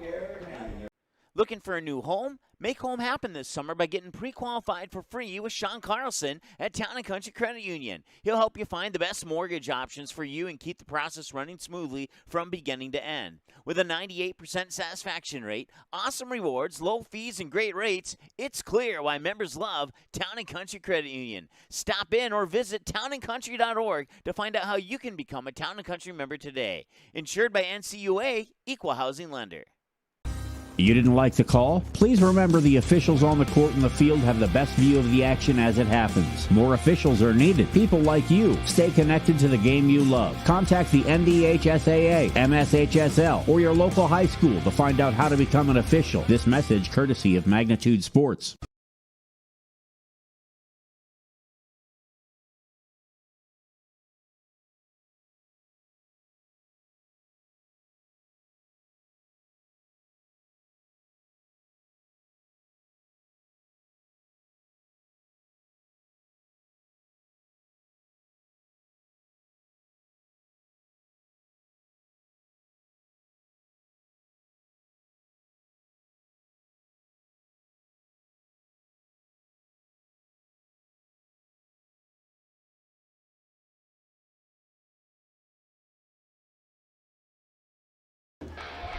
All right, welcome back. That's Andy Mock stepping up to the plate here for the Stars as they now trail 4-3 here to Lincoln Pius in what's been a back-and-forth game so far. And that first pitch here in the top of the third will come across the plate for strike 1 to Andy Mock, who's 1 for 1 with a single into left field. Last time Andy Mock, he drilled one down the third base line. It was called fair for a double, and then he changed their minds and called it foul, and then he would hit a single a couple pitches later. Come on, Andy. Come on out. And the 1-1 pitch is low for 2-1 here to Andy Mock. We'll also see Colton Almy and Kaden Graf this inning. Hey, no worries. Come on, bud. Come on, bud. Come on, Mike. Woida Base runner any way you can. Come on, Seth. tosses pitch number 50, and 50 is rattled foul down the third base line. And on 50 pitches, 26 balls and 24 strikes unofficially, according to my numbers.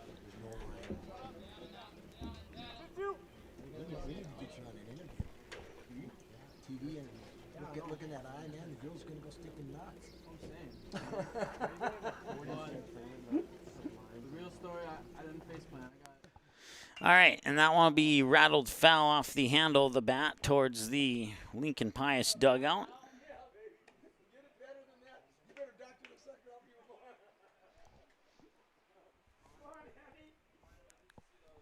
I believe it's 2-2, and it is, yep. And the 2-2, and that one's grounded right towards the second baseman there, Ojeda. Ojeda on the 4-3 to Heim for the out, and that's one away here for the Stars in the top half of the third inning.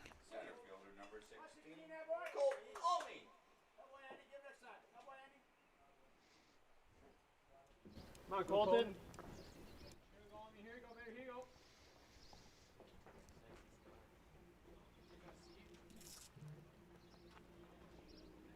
So wind up in the delivery, and that one will bounce in for ball one.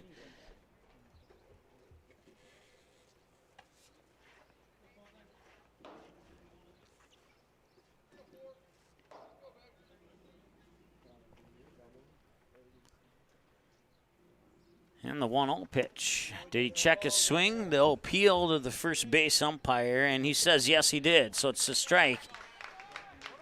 And it's 1-1 as a result. Thank you. That's it, fair enough. That's all. Thank you. And that one comes in for strike 2. Hey, you're right. You're right. No worries. No worries. Come on, bud.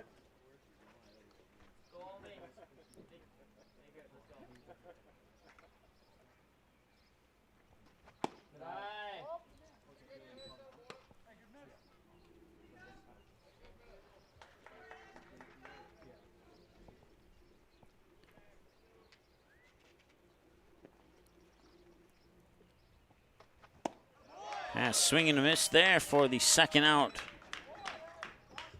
And that'll bring up Kaden Graf, who flew out to Jack Finder in right field last time he was at the plate.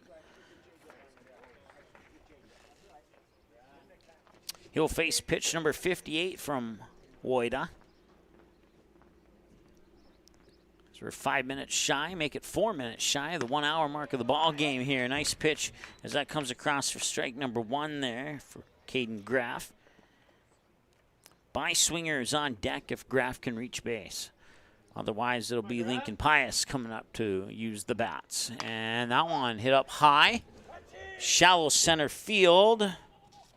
And making the grab there is the second baseman, Sam Ojeda. And that will retire the Stars here in the top half of the third inning. It's 4-3. Pius Bolts have the lead by 1. They'll look to add an insurance run when we return after this. Here for the bottom of the third, right after this on Magnitude. Be right back. Go Promo is your go-to for custom apparel, screen printing, embroidery, and hundreds of other promotional products. Put your company logo on a t-shirt, jacket, calendar, mouse pad, pen, or even a backdrop display for an upcoming event. Possibilities are absolutely endless at justgopromo.com. You can also easily set up an online apparel store for your sports team or business. Email or call Twyla, and she'll set up the store, set up collection for online payments, and even deliver your products packaged and ready to go. Email her today, Twyla at justgopromo.com, or call 388-4852. Go Promo. Consider it branded.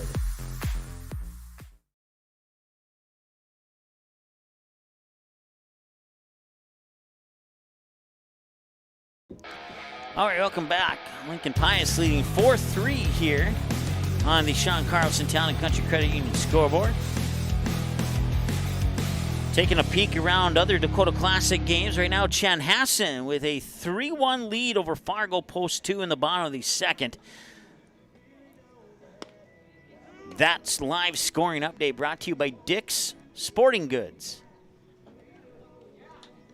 3-1 Chanhassen with the lead, bottom of the second. Or bottom of the sixth, excuse me. So Fargo Post 2 on the verge of losing their second game of the year here if they can't rally back and pound a couple runs in. Back to this game here, and Post 400 Stars need to run themselves to tie this one up. But first, they got to take care of things defensively as they got to face the bats of Lincoln Pius. And it's the pitcher versus pitcher battle once again. Jace Woida. As we go to the bottom of the third.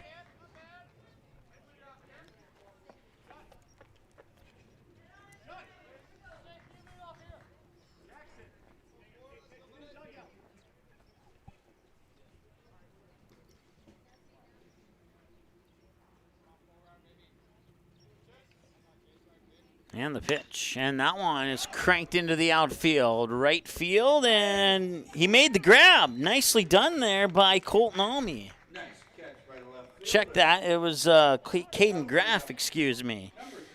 Got my two outfielders mixed up there. It doesn't happen too often.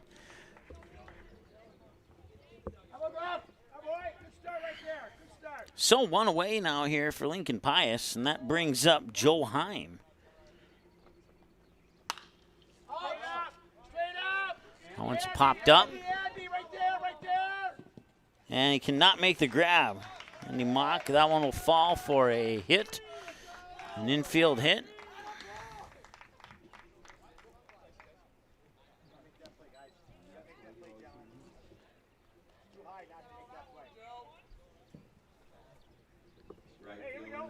Now, boy, wait, just spin. Jack Fender. Finder's 0 for 1, struck out swinging last time he was at the plate. And the pitch, and that's low and outside for a ball, 1-0.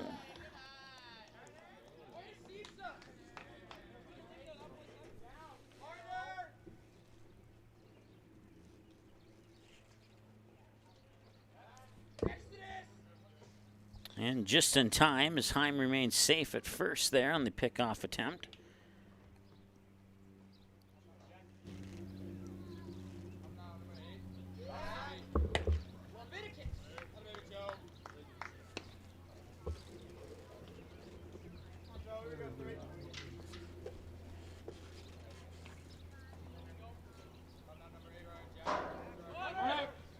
And that pitch is up high.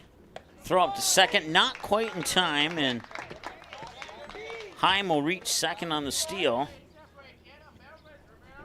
And as a result, it's 2 balls, no strikes here to Jack Finder.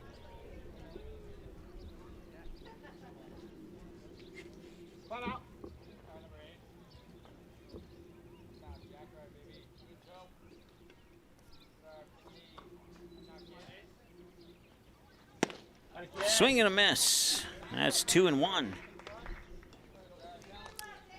Brandon Weigel is on deck. Sam Ojeda right behind him. If we get that far into the lineup with 1 away, runner on second is Joe Heim and Jack Finder, the batter. 2 balls and a strike. Struck out swinging last time as Rarick will stare down Heim. And now he'll deliver. In for a strike. Looked like a strike from my vantage point, and a delayed strike call agreed with that. So after a 2-0 count, it's now 2-2.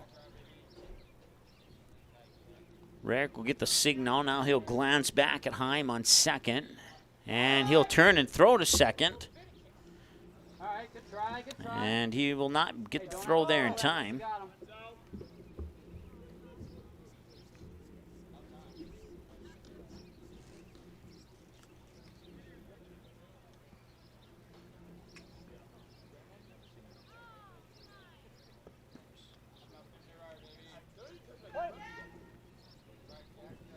Two balls, 2 strikes. Rarick sets, looks at Heim on second, winds up and delivers.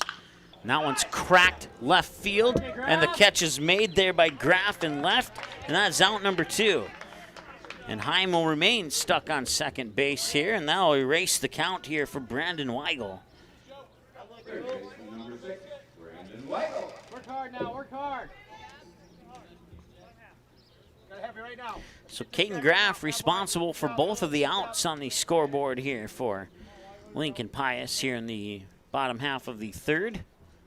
2 away, runner on second, Joe Heim. Brandon Weigel's the batter. He scored the first run of the game the third run of the game on a sac fly, and he might score the 5th run of the game here on an RBI double as that one rolls all the way to the fence. And he will indeed get into second, and that'll be an RBI double scoring Heim from second base. And now the score is 5-3 in favor of Lincoln Pius, as they'll tack on another hit, put another run on the board. And that'll bring up Sam Ojeda, grounded out to Easton Rarick on a 6-3 last time he was at the plate. Now Rarick has to worry about Weigel on second. Nice job there by Gustafson to make sure that he knew where the ball was at. And he usually does a pretty good job of that, which is why he plays the position. 1 ball, no strike to Ojeda. Rarick will take a quick glance at second, wind up, deliver the 1-0. That one's hit up high. That one could have a chance. That one is absolutely gone. No chance of that one staying in the ballpark.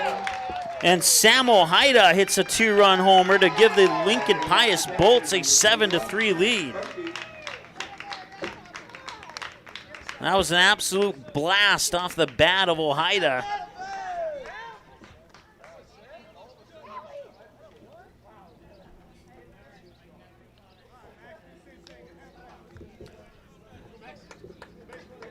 That one had to go a good 390, if not a little bit further than that. That one was absolutely cranked out of here.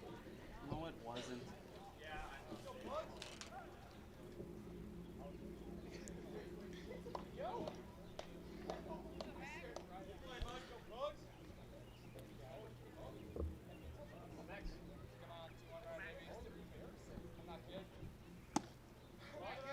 That pitch will come across for a strike.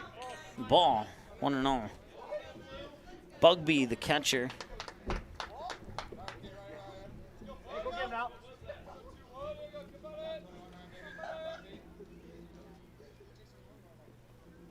That one fouled back. 1-1 the count. This will be pitch 50 for Rare, according to my numbers.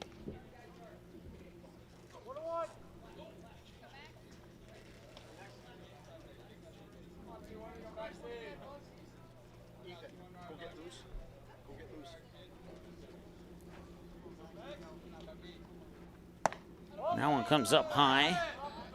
Ethan, go get loose. You're in next inning, for sure.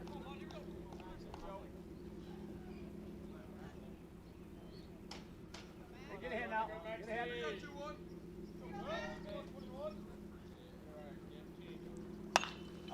That one's popped up. Chance here for Gustafson. Maybe. No, it'll go out of play, and he won't be able to make a play on that. Drop for 2 strikes.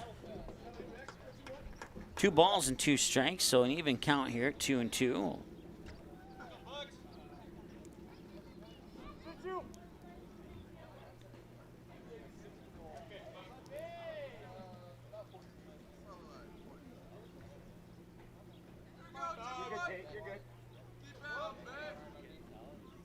And that one hit hard to left as well.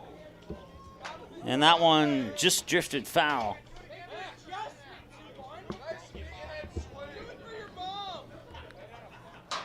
Well, if there's one thing we've learned in this tournament here is that Lincoln Pius has some power behind their bats. I haven't seen hits like this from any of the other teams in the tournament so far.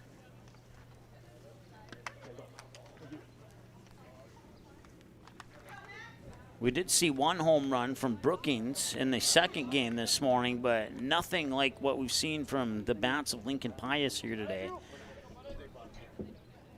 Outside of the struggle from the pitching mound here, Lincoln Pius is taking care of, they've redeemed themselves. Nice diving grab there by Kobe Sen, and Kobe Sen will end the inning here on the 4-3, getting it to Mock, and that will do it. Another home run for the Bolts. But Stars aren't out of this yet. We still got some baseball to play. Down 4 with 4 innings to play. We'll see what happens when we return after this here on Magnitude. Hi, it's Dr. Tiffany Johnson from Healing Touch Chiropractic in West Fargo. What impact I want to make, how my office is different, how my niche is different. It is all about giving people hope and helping them believe that their bodies were made to heal. Let me show you how your life can change through chiropractic at Healing Touch Chiropractic.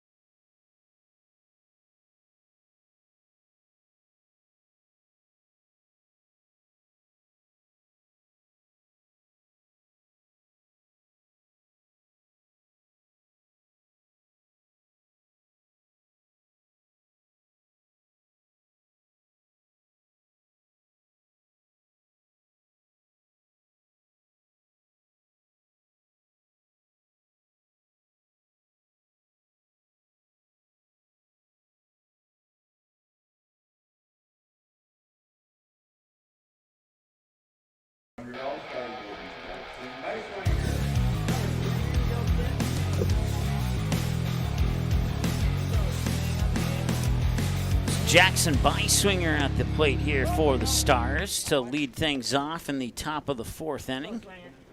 And the Stars trail by 4 here in the 4th. Beiswinger flied out to Ojeda, the second baseman, last time he was at the plate. 1 ball and 1 strike, the count now here to Beiswinger. Jacob Jerichoski on deck. We'll see Ethan Claus this inning as well. Batters 7, 8, and 9 in the lineup for Pulse 400.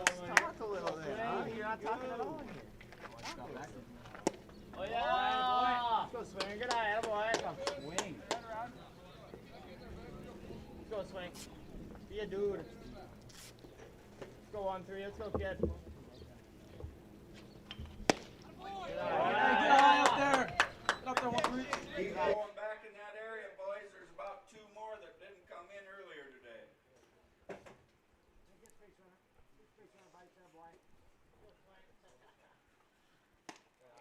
And that one comes in for a strike. And now it's a full count at 3 balls and 2 strikes to Jackson Beiswinger. Once again, Jacob Jerichoski on deck. It's the second time through the lineup here for the Stars. And that one drilled to center field. And making the catch on the run there is Pecci. And that'll be 1 away here for the Stars. That brings up Jacob Jerichoski, batter number 8 in the lineup here for Pulse 400.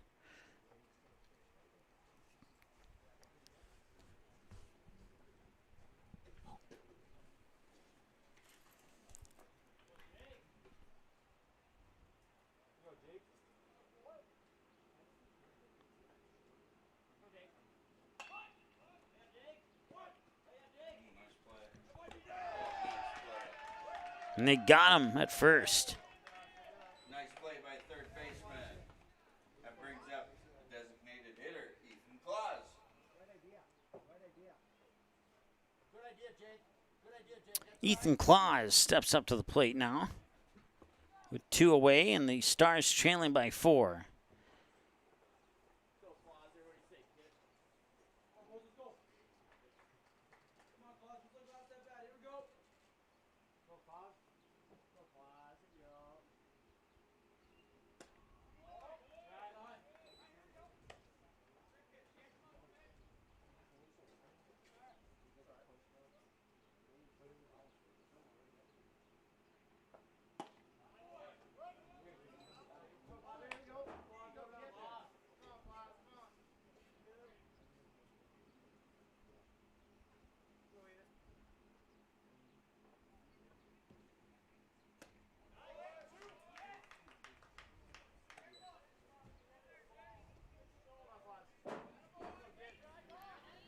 You gotta fight now. You gotta fight.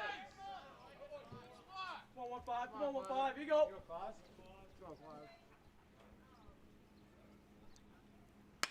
Now on a little chopper running back is Ojeda. He makes the grab, and that ends the 4th.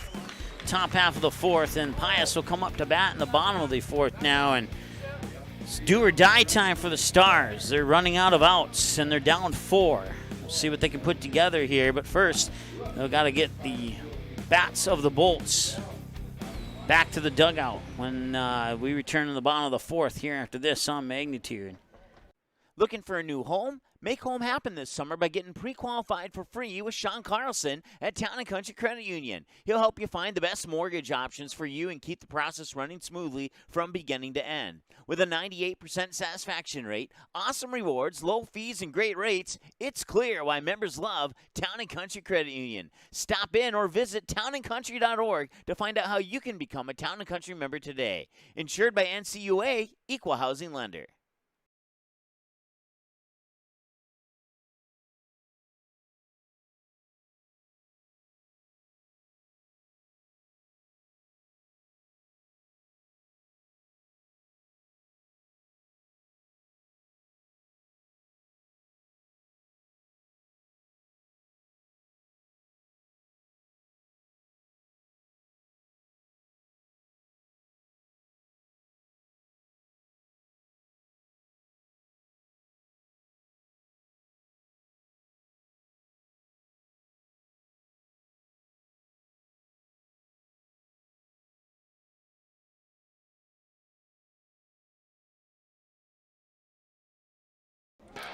Warming up on the mound, there's new pitcher Ethan Claus. Drew Rarick's day will come to an end with 52 pitches, 20 balls, 32 strikes, according to my unofficial numbers. Claus will finish his warm-ups here, and the first batter that he'll face will be the top of the order for Lincoln Pius, Josh Moore, Tyrus Petchy, and Colby Chappelle. The new pitcher, post 400, will be Ethan Claus.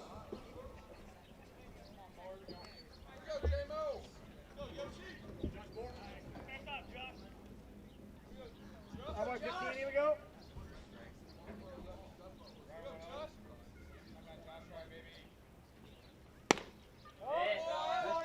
Nice pitch. Leading off the bottom of the fourth, Josh Moore, number 10.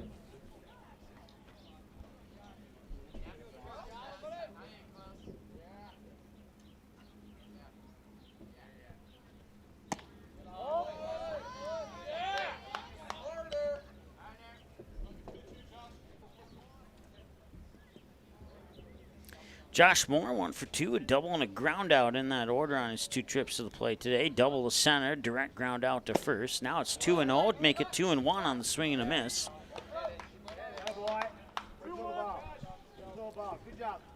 Once again, we apologize for the offensive comments picked up by our crowd mic there. We do try to keep it a family-friendly broadcast, but can't always guarantee such a promise. But we do our best, so... And that one is a little bit low, and that is another ball, and it's 3-1 here to Josh Moore. Once again on deck here's Tyrus Petchy, who hit the 2-run homer to put the Lincoln Pius on the board. That one's hit up high, going towards center field. And in left center, making the grab is Kaden Graf. So that's out number 1. That'll retire Moore and bring up Tyrus Petchy. That's good pitch, Ethan. Good job, 15. Attaboy. They know what you do. Come on, Tyrus. Come on, Tyrus, you go. He's in there to grade.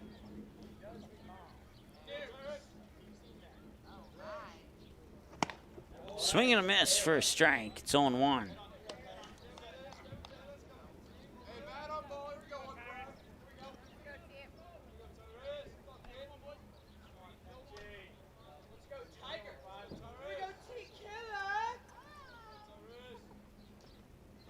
And he'll foul that one back for strike number 2. So far, so good for Ethan Claus here.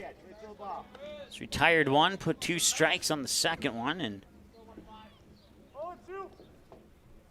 we'll see if Petchy can battle out of this 0-2 hole here.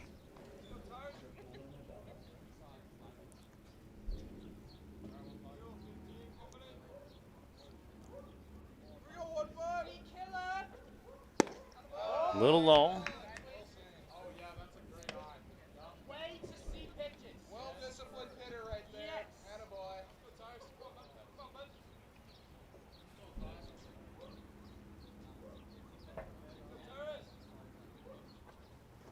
And I'll be able to chop her towards third. Throw will not be in time, and Petchy will run it out on an infield hit.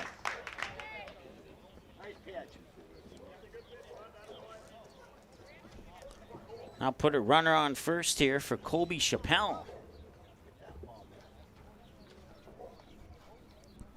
Quick throw the ball. Quick throw the ball. Good pitch. Shortstop number 12, Colby Chappelle.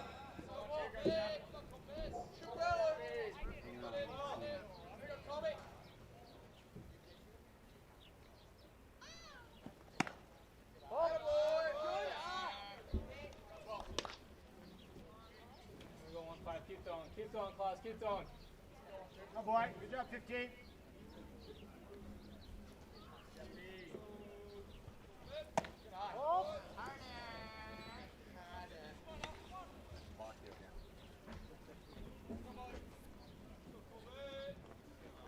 Get out of here, fly.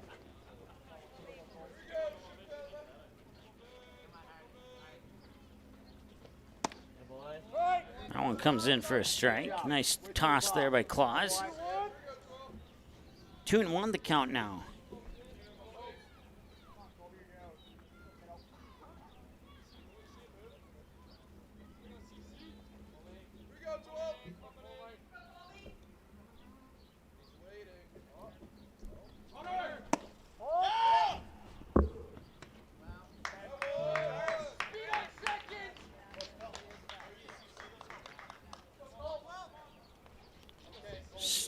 Stolen base there for Pecci. And it is 3-1 now here to Kobe Chappelle.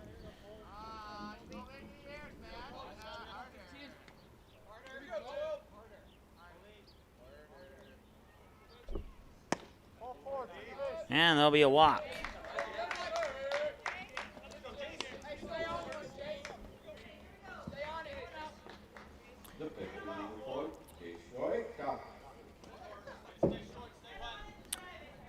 Jace Woida comes up to the plate here for the third time. He was walked the first time, and he flied out to Kaden Graf and left on his most recent trip to the plate, and we'll see how he does against Ethan Claus here. First pitch will come inside for a ball, 1-0. Wait till the ball. Good job. Good job. Yeah, babe. Keep your rhythm going. Keep your rhythm going. Keep your rhythm.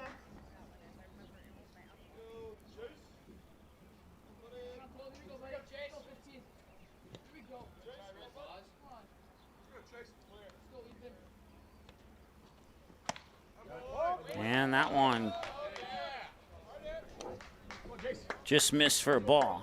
Have to double check the scoreboard on that one. 2-0 the count.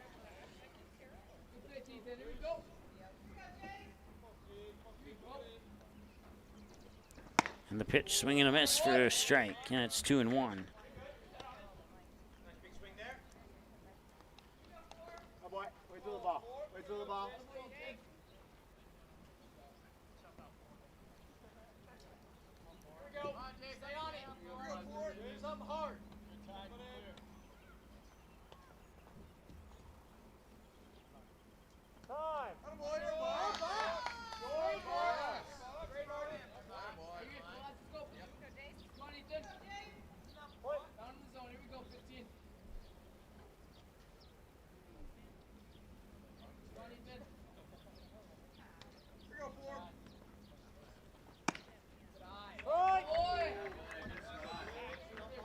Ethan, good job. 2-2.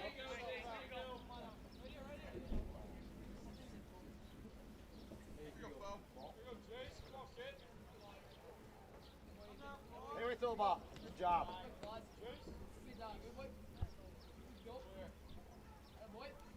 2-2 delivery. That one smacked towards second base there. Kobe Sen will pick it up, fire it to Mock, out number 2. Runners will advance to second and third. And that'll bring up Joe Heim. Number 3, Joe Heim. Nice pitch, it. Oh boy, Ethan. Nice job. Wait till the ball up there. Stay on one.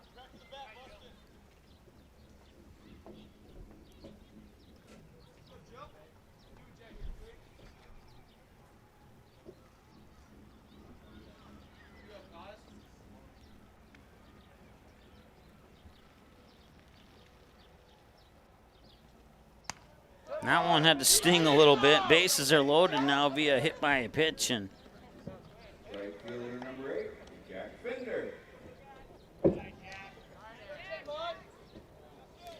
Jack Fender 0 for 2, struck out swinging and flied out to Kaden Graf and left last time he was at the plate. Hey, get this guy, we're okay. Get this guy right here. Find that, babe. Any bag here, any bag.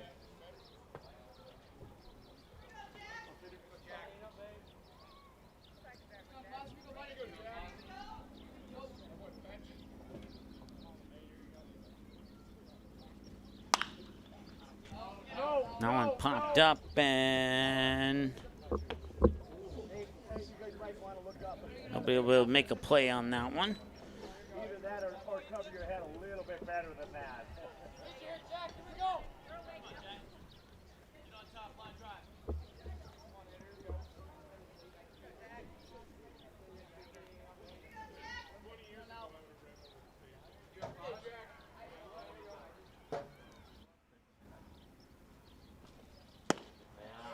That one comes in for a strike.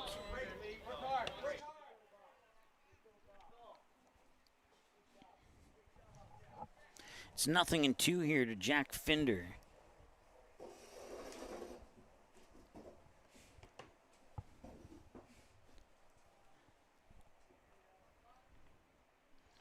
One hour and 24 minutes. Time of the game so far as Claus winds up and delivers strike number 3.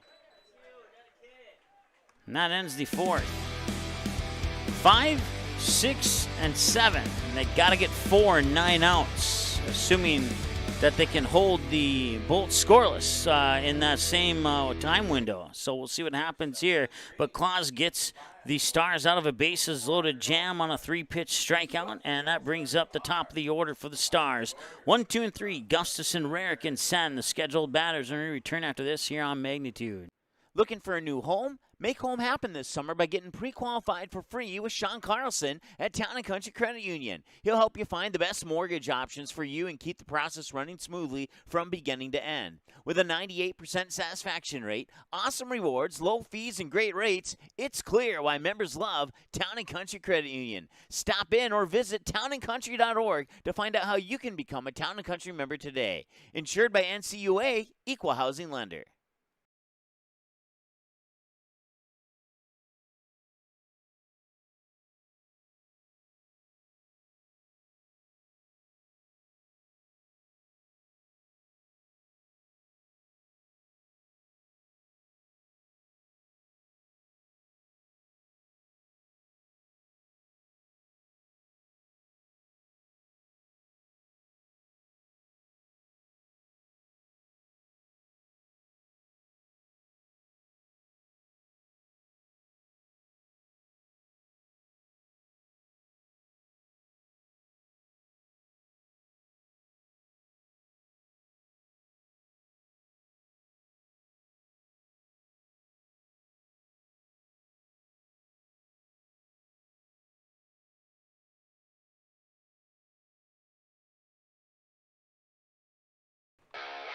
Welcome back. Top of the 5th, 7-3 in favor of Lincoln Pius over the post 400 Stars. Tate Gustafson stepping up to the plate here as the umpire takes a moment to dust the sand off the home plate umpire. And an update here from the Dakota Classic. It looks like post 2 is the game hasn't gone final yet, but it appears that they might have won. It's showing 6-5 in the bottom of the 7th, and no reason to play if you're leading in the bottom of the 7th. So I think they just didn't hit the final button on that one yet. So looks like they'll pull off a win against Chanhassen. So we'll congratulate those guys. Give congratulations where congratulations is due. And that one just out of our camera angle, and according to the official, it went foul. So it'll drop for a strike, and it's 0-1.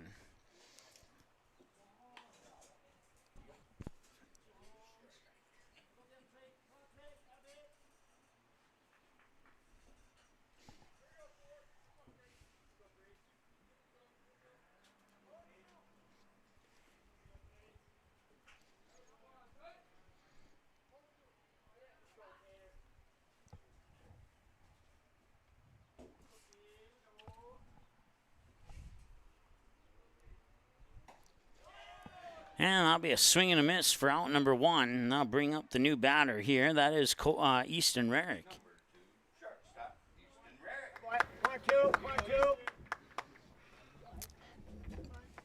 Number 2 has been walked twice on 2 trips to the plate today. It's officially 0 for 0 as a result. And Woida has tossed 70, make it 71 pitches. 40 strikes, 31 balls on those 71 pitches here. As that one's fouled away by Easton Rarick. Kobe Sen on deck. Andy Mock to follow if we can get that far into the lineup. There is one away here in the top of the 5th, and the Stars trailing by 4. And the pitch, and that one hit up high, right field, and it might have a chance to drop for a hit, and it does. So Rarick will get on with a single to right field and tack another hit onto the board here for post 400. And that brings up Kobe Sen. So a few seconds shy of the 90-minute mark of the ball game. Ground out on a strikeout swinging, 0 for 2.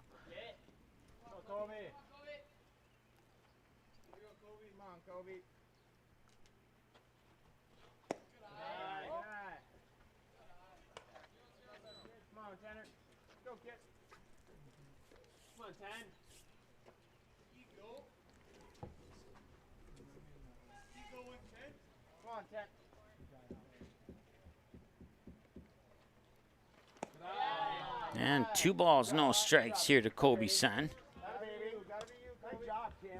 Nice job. That boy, we'll take another base runner.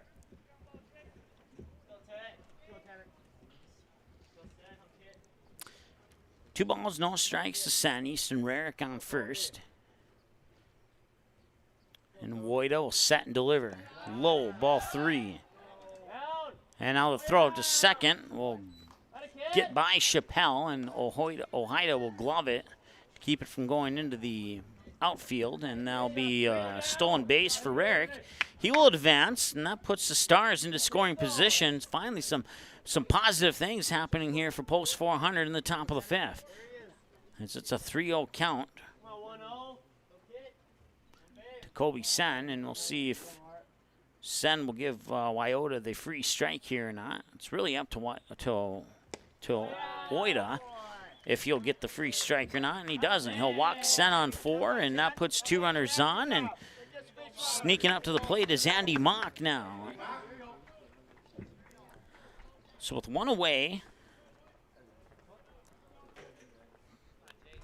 kind of wonder if Mock might show bunt here. We'll see.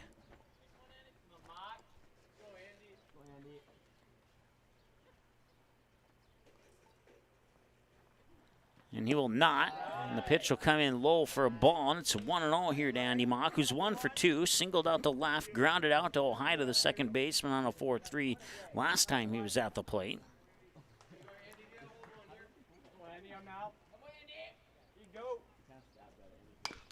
And that one grounded foul right into the Lincoln Pius dugout. Evens count at 1 ball, 1 strike.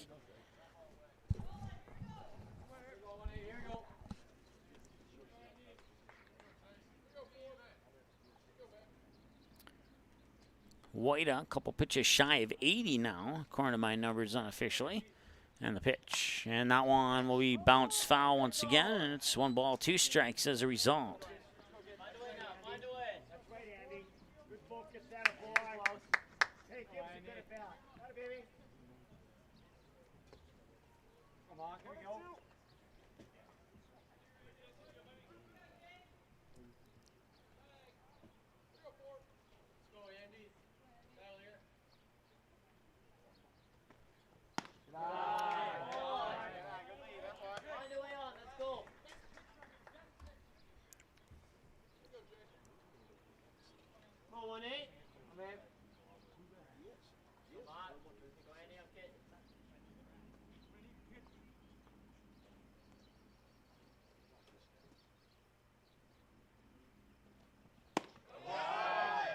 That one is low for 3 balls. So it's a full count now here to Andy Mock. Once again, Colton Almy is on deck. 1 away, runners on. Easton Rarick second, Kobe Sen first. And Weida with the payoff. Down the middle for a strike, and that's a strikeout on Andy Mock.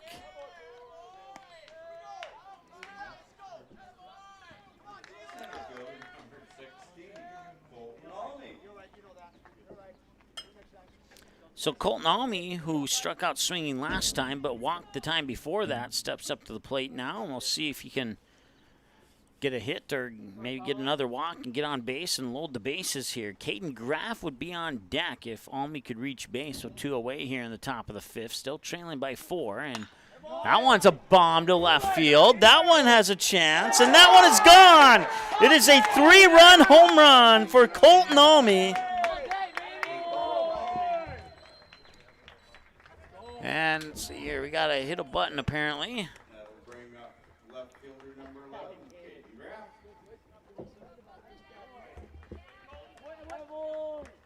And Colton Almy with the 3-run smash pulls the Stars back within 1. It's 7-6.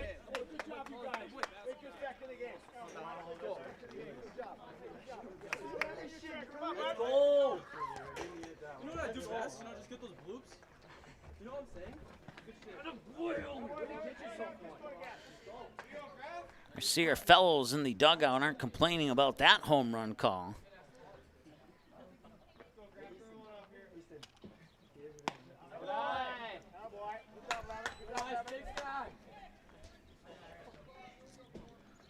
Kaden Graf, 0 for 2, fly out on the ground. Let's see here. I wonder if I recorded that wrong.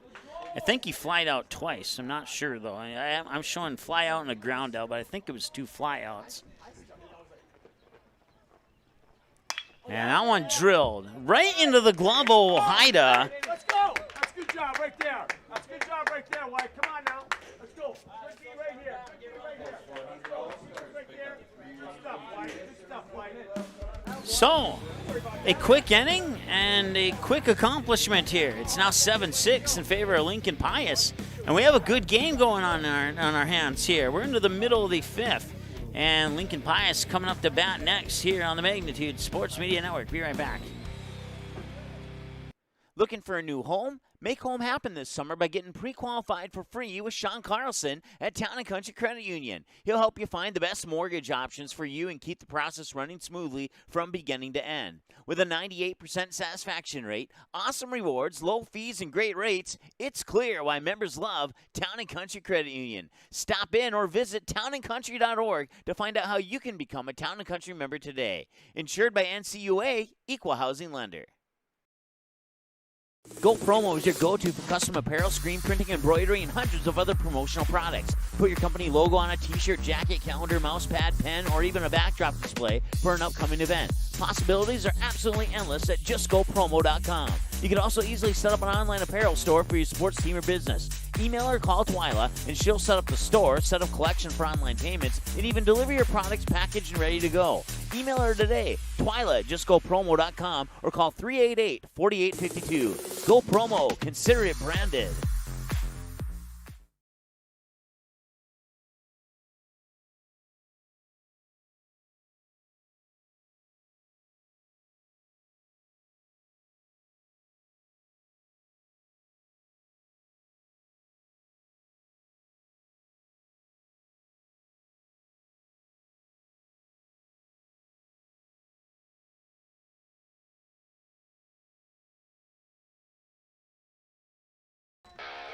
All right, welcome back.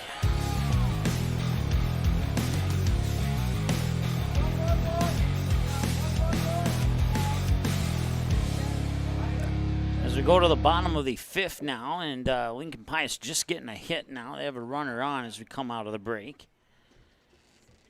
Good job. Good job.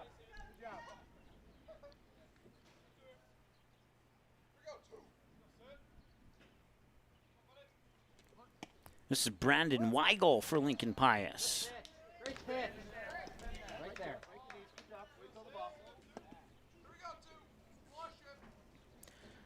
Scored a run on a sac fly into foul territory down the first base line. Then he doubled deep to left field on his last trip to the plate here for Lincoln Pius. So he's officially 1 for 1, but both trips to the plates resulting in positive things for Lincoln Pius, and this pitch comes across for a strike. And it's a 2-strike count here to Brandon Weigel now. Samuel Haida, the second baseman on deck, who made that line drive catch on Kaden Graf to end the inning last time.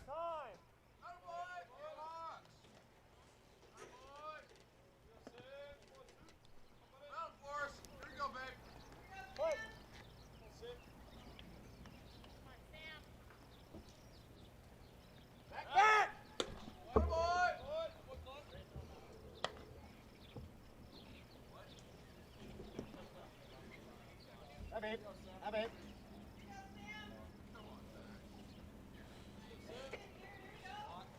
Oh, no. That boy, Jake, way to work. Jake, in 2.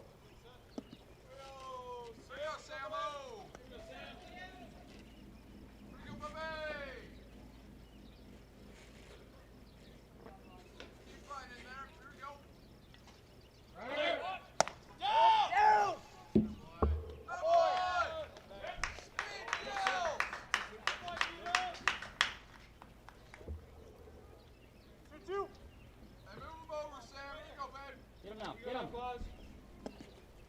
on, Ethan. Gotta have Ethan, have it. Wait for the ball. Good job. Here we go, Sal. Here we go. Pass it off. Here we go, babe. Oh, boy. One on a dog.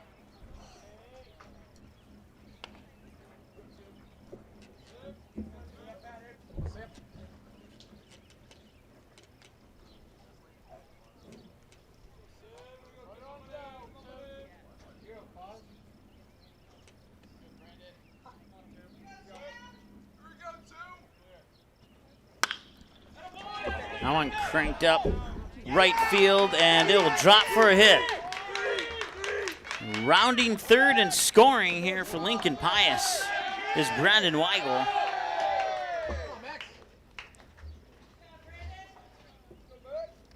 And Ojeda with an RBI double now makes it 8-6 in favor of Lincoln Pius. The catcher, number 21, Max Budby. Boy, wait till strike. Good job, Ethan. Go, Max. Here we go, 2-1. Oh.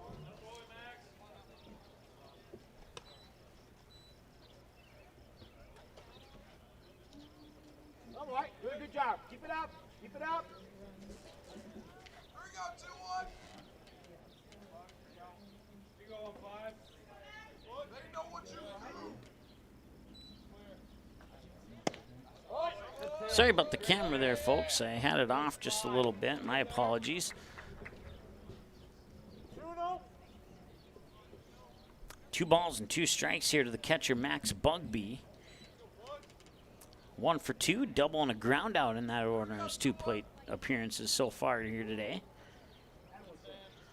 Ethan Claus has now tossed 30 pitches over the plate. Runner goes on pitch 31. Now the throw up to third is not going to be in time as it pushes by swinger to the wrong side of the bag, and had it gone to the other side, it may have had a chance to make a play there on Ojeda at third, but not the case this time around, and he'll move into scoring position in a full count here to Bugby at 3-2.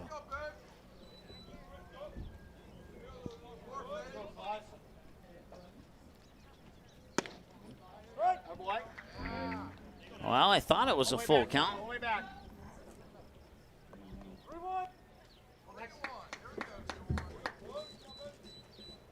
Okay, now they're saying it's 3-1, so we'll go with that. 3-1.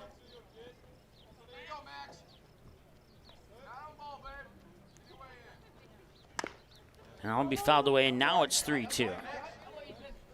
So full count now here to Max Bugby. Well, Josh Moore on deck. And if Moore can, well, even if a double play occurred, we'd still see Josh Moore next with nobody out here in the bottom of the 5th. Good job, come on. Have it. Here we go, Max. Hey, good stuff out here. Hard somewhere. Here you go,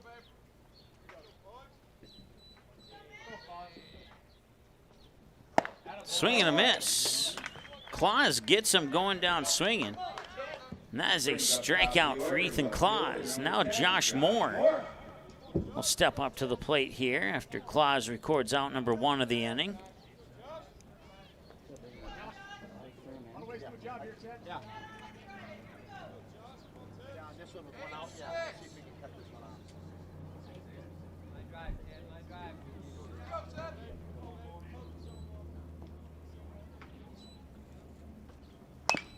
Now on grounded foul. Punched it into the dirt. Took some top spin down the third base line. Good for a strike, 0-1. Awesome job. Awesome job. Moore grounded, or he doubled the straightaway center, and then he grounded out to Kobe Sennett. Or no, check that, a direct ground out to Mock at first, and then he flied out to Jerichoski. Or no, it was Kobe Sennett who backpedaled into shallow right to make that catch last time Josh Moore was up. boy, 15. And the 0-1 pitch will come in to level the count at 1-1. 1 ball, 1 strike.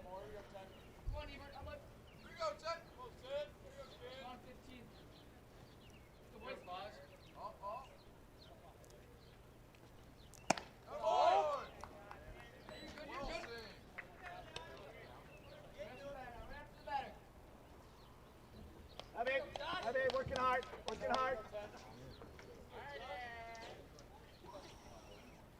2-1. Runner on third is Ojeda. Good catch. Good catch.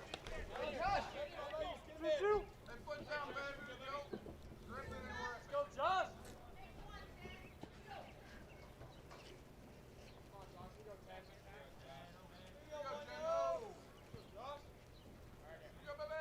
And the pitch is high. Full count. 3-2. Claus on 37 pitches, 20 strikes, 17 balls. Hour 45 minutes into the ball game now. Ojeda, the runner on third for Lincoln Pius, leading by 2, 8-6. They get one across the plate this inning so far, and another strikeout by Ethan Claus. Back-to-back strikeouts on back-to-back batters, puts 2 outs on the board and brings up Tyrus Pesci, who was the hero in the beginning of the game here for Lincoln Pius. He would knock a 2-run homer over the left field fence to put the Lincoln Pius team on top 2-0 at that point in the game. And now this is the second time he faces Ethan Claus, and that one will drop, and the throw to first will not be in time. He'll get credit for the single, and then he'll advance to second on the throwing error. So it'll be a hit and an error there for Pesci. And that is the 4th error, and the errors are just killing the Stars right now. And somehow they are still within striking distance of this one with 4, maybe 5 errors, depending on which scorebook you look at.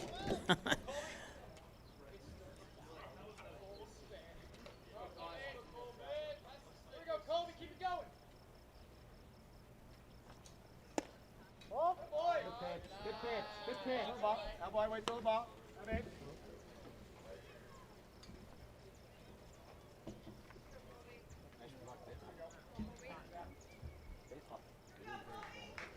Kobe Chappelle, the batter now. Good.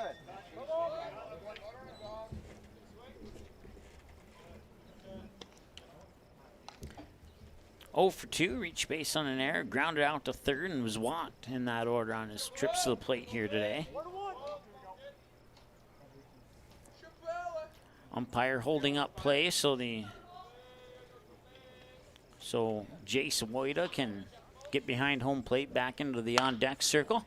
That one's going to left, going to center, and making the grab is Colton Almy, and that will end the bottom half of the 5th. But Lincoln Pius gets 2 across the board.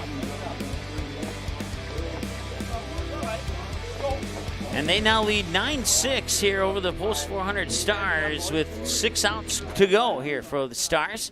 9 runs on 10 hits, no errors, and they've left a total of 6 on base. Post 400, 6 runs on, should be 4 hits.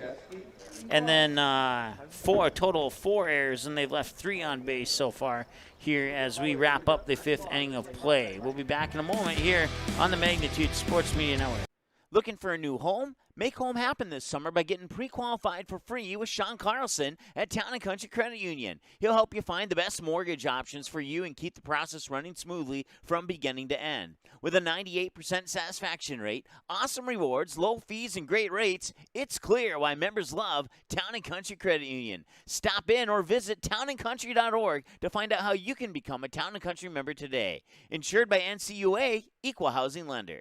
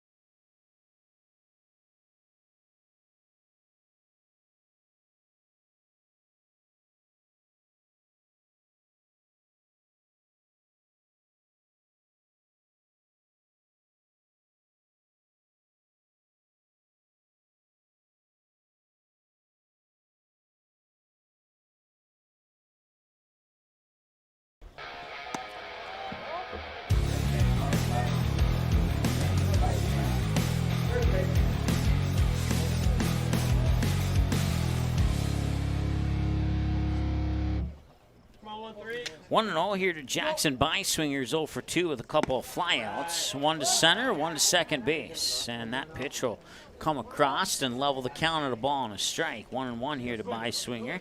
We'll see Jacob Jerichoski and Ethan Claus pending changes. It's the bottom of the order, 7, 8, and 9 for the Stars here in the top half of the 6th. They have 6 outs to work with, and they need 3 runs minimum here to try and tie this one up. We haven't had any games. Well, I take that back. We had one game that was close to being a tie, although it didn't look like it at the start of the 6th inning with the score 10-1, but by the end of the 6th, it was tied at 10-10. So that's the only game that it's been, quote, close. And I think, unfortunately, there, Bugby must have kicked up some dust in his eyes, and as a result, he wasn't able to make a play on the ball. Hopefully, he can get that out of his eyes and get back to playing here.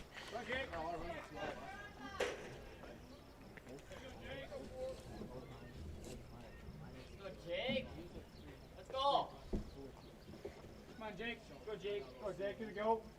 I'm out. Swing and a miss. Go, Jake. Get after that. Good job. Good hat. Hey, attaboy. You still got it back. Get after it, Bud. Go get him. Go, Jake. Go, kid. 0-1 here to Jerichoski. 0 for 1, walking a ground out in that order. Pitch comes in for strike 2. And Woida now starting to show signs of what he showed in the first inning of play here. And it couldn't come at a better time if you're a Lincoln Pius fan. And that one, check swing, batted foul. Good for strike 2, or unofficial strike 2, I should say.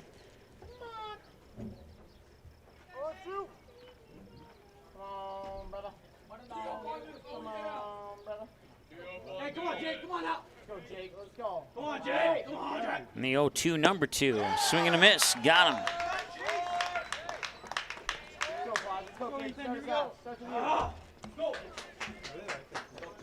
Brings up Ethan Claus, the pitcher. Double left and a fly out to second baseman Ojeda. That one's going to be popped up. Ojeda has another chance at this one, and he'll let it go there for Heim at first, and Heim will make the grab, and that's a 1-2-3 inning here for Lincoln Pius. And go to the bottom of the 6th now with Lincoln Pius leading by 3. 7 minutes shy of the 2-hour mark of the ball game, and we'll be back after this here on Magnitude. Go Promo is your go-to for custom apparel, screen printing, embroidery, and hundreds of other promotional products. Put your company logo on a t-shirt, jacket, calendar, mouse pad, pen, or even a backdrop display for an upcoming event. Possibilities are absolutely endless at justgopromo.com. You can also easily set up an online apparel store for your sports team or business. Email or call Twyla, and she'll set up the store, set up collection for online payments, and even deliver your products packaged and ready to go. Email her today, Twyla at justgopromo.com, or call 388-4852. Go Promo. Consider it branded. While the scoreboard reveals the winner of an athletic contest, the real winners are the players, coaches, and fans who show good sportsmanship. Those who treat the game as a competition, show concern for an injured player, and accept all decisions from game officials. Please remember to be a good sport when attending a high school game. This message courtesy of Magnitude Sports. All right, welcome back. Bottom of the 6th inning here at Humboldt Ball Diamond. It'll be the pitcher versus pitcher battle version 2. This time it'll be Claus versus Woida.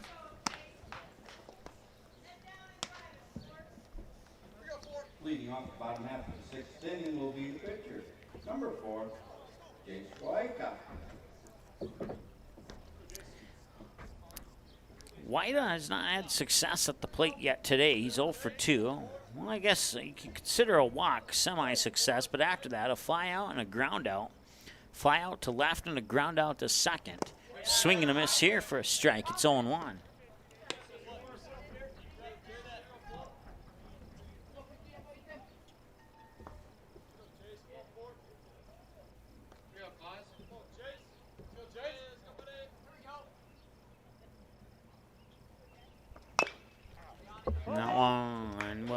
foul and be good for strike number 2.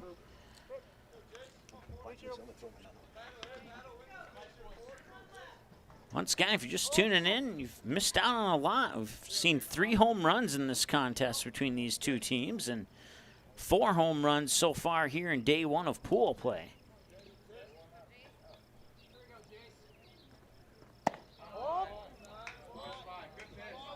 And that one will just miss for a ball. It's 1 ball, 2 strikes here to Jace Wojda. Finally took 6 innings to not look at the pronunciation and say it right. Usually I'm a little bit quicker than that. And that one's a little, I guess it was high enough for a strike, and that'll be a strikeout. I'd like to have a mic at the other dugout to see what their thoughts were on that strikeout. Looked a little low to me. Oops, I hit the wrong button there, folks. I apologize. It's not the end of the 6th yet. Only 1 out. That's awesome. Good job. Good job out there. Joe Heim, a walk, a single, and was hit by a pitch in that order. He's 1 for 1 as a result as the pitch comes in high for a ball, 1-0.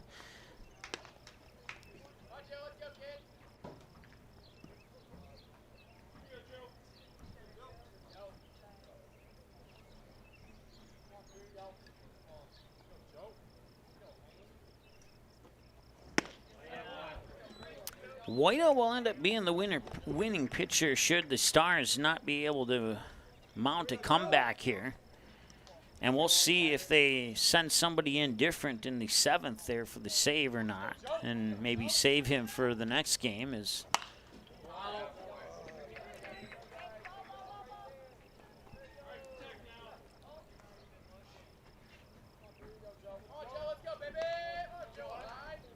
once again, scores earlier today. We saw a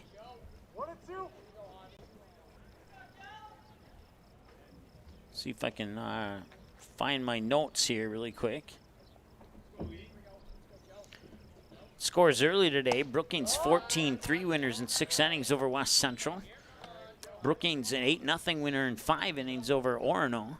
And then Orono comes back and defeats West Central 12-10 in a crazy game. At one point, Orono had 10-1 in that game heading into the 6th inning. And then the final score ended up being 12-10 as Orono would get 2 more runs in the top of the 7th. And right now, it's 9-6 here in favor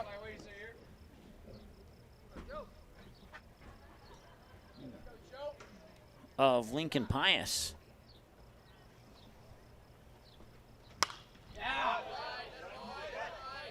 Win it, Claus. Win it, baby. Here you go.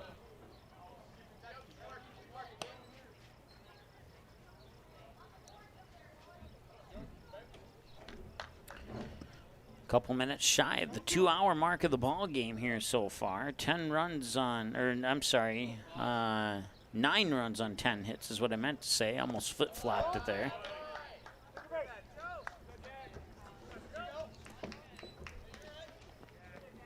And that'll be a walk. Right fielder, number 8, Jack Fender.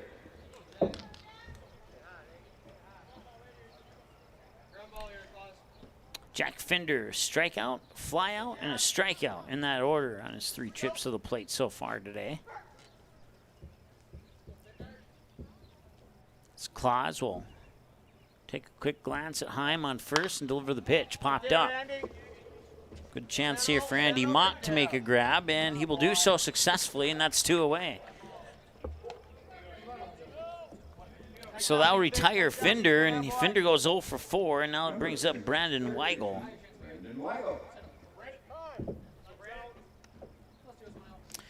Weigel has a little bit more success today. He's 2 for 2. Hit a sac fly to score a run, then he hit a double to left and another double to left.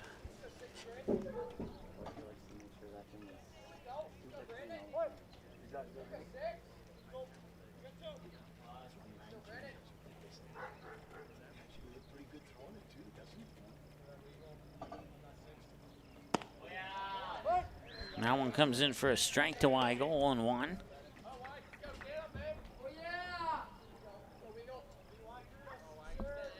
So we've officially reached the 2-hour mark of the ball game now.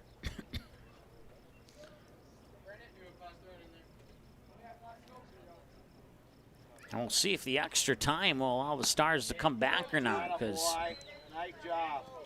they would always, in that Kansas tournament, they would fall short by a run due to the time limit on 2 occasions. And got to wonder if the rest of that game would have been played, if they would have picked up a couple of wins or not in those particular games.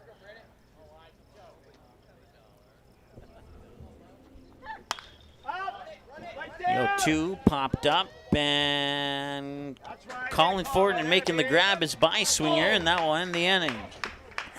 6 down, 1 to go, and post 400 needs 3, otherwise Lincoln doesn't have to bat again. We'll see what happens when we return after this here on the Magnitude Sports Media Network. Be right back. Looking for a new home? Make home happen this summer by getting pre-qualified for free with Sean Carlson at Town & Country Credit Union. He'll help you find the best mortgage options for you and keep the process running smoothly from beginning to end. With a 98% satisfaction rate, awesome rewards, low fees, and great rates, it's clear why members love Town & Country Credit Union. Stop in or visit townandcountry.org to find out how you can become a Town & Country member today. Insured by NCUA, Equal Housing Lender. Magnitude Sports would like to remind you that whether you're watching from home or watching from the stands, to please respect officials. Without high school officials, games are canceled and players lose playing time. Contact your local high school to find out how you can become an official and stay connected to the game you love. All right, last chance here for the post 400 Stars. Jace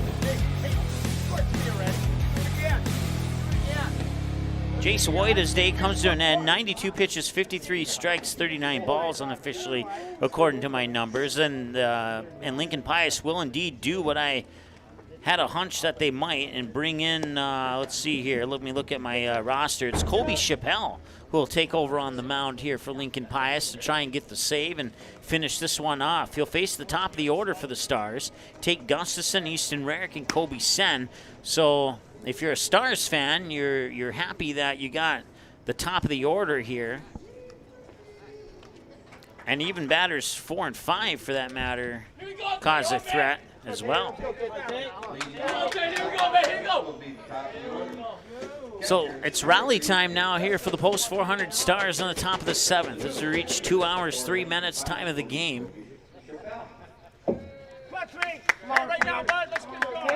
Right now, Brookings is the only team in the pool who hasn't lost. And that one hit right to second there. Ojeda will give it to Heim, and that's a 4-3 ground out. 1 up, 1 down, and 2 chances left here for. That's all right. You never know what can happen. Ego. Doing that. You never know. That boy, 2, your turn. Ego. Brandon Weigel moves the shortstop for Lincoln Pius. I'm still trying to figure out the third baseman. And the pitch will come in for I missed it.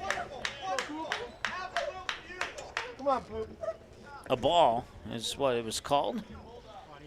Gustafson, strikeout, hit by a pitch and a strikeout. That one's hit up high right field. To the wall, all the way back, and it's gone. It is a solo home run for Tate Gustafson.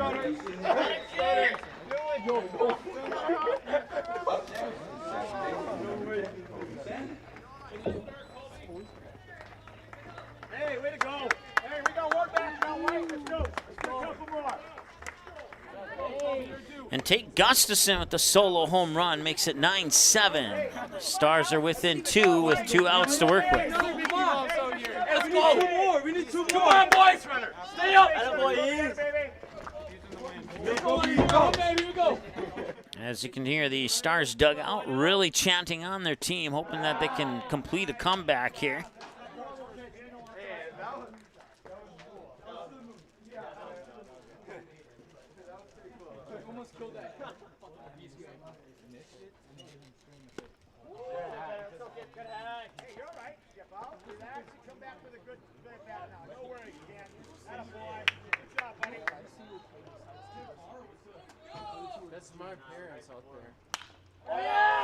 Kobe Sen's going to single to center field.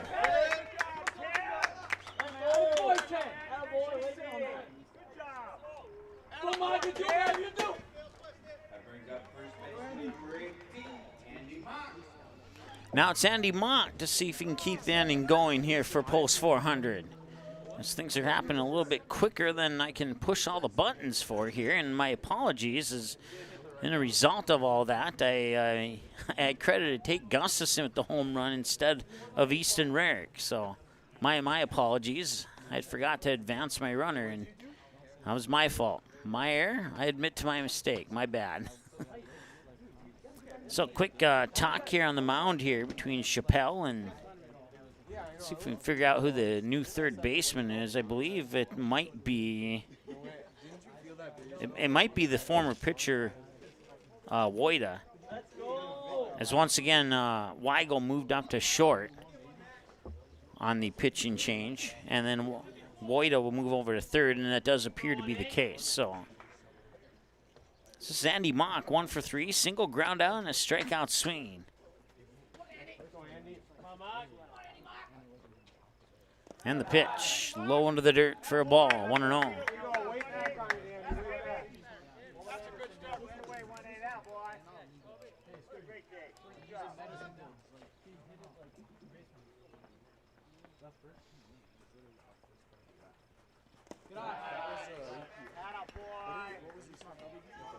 Two balls and no strikes here to Andy Mock. Kobe Sen on first. Andy Mock representing the tying run. And another pitch low, and now Sen's going to take off for second. He'll make it no problem. And it's 3 balls, no strikes on the pass ball for ball 3 to Andy Mock. And we'll see Mock will more than likely take this pitch for whatever it is, ball or strike. First base open with Sen standing on second, and the pitch. Low for ball 4. 2 runners on, and now the go-ahead run, Colton Almy. Colton Almy hit the 3-run smash a couple innings ago. And now he has a chance to hit another 3-run smash. Walk, a strikeout, and a home run in that order. And now Bugby's going to take a walk up to the dugout, or to the hill, I should say. Joe Heim will join him. And they'll have a quick talk here with Chappelle. As they definitely, if you're a Lincoln Pius fan, you don't want to see Almy do what he did in his last at bat.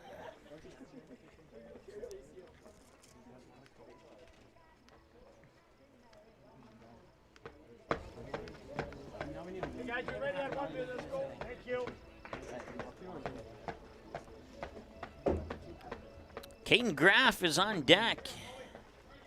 As long as no double plays happen. Here we go, here we go.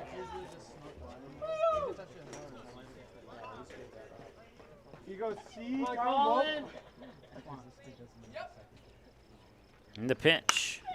He'll send it foul to right field. Here we go, the other way now.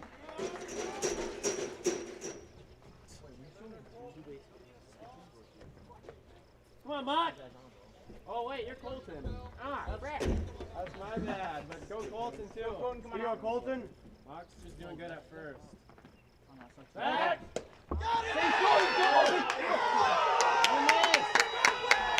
And Lincoln Pius coach not in agreement with that.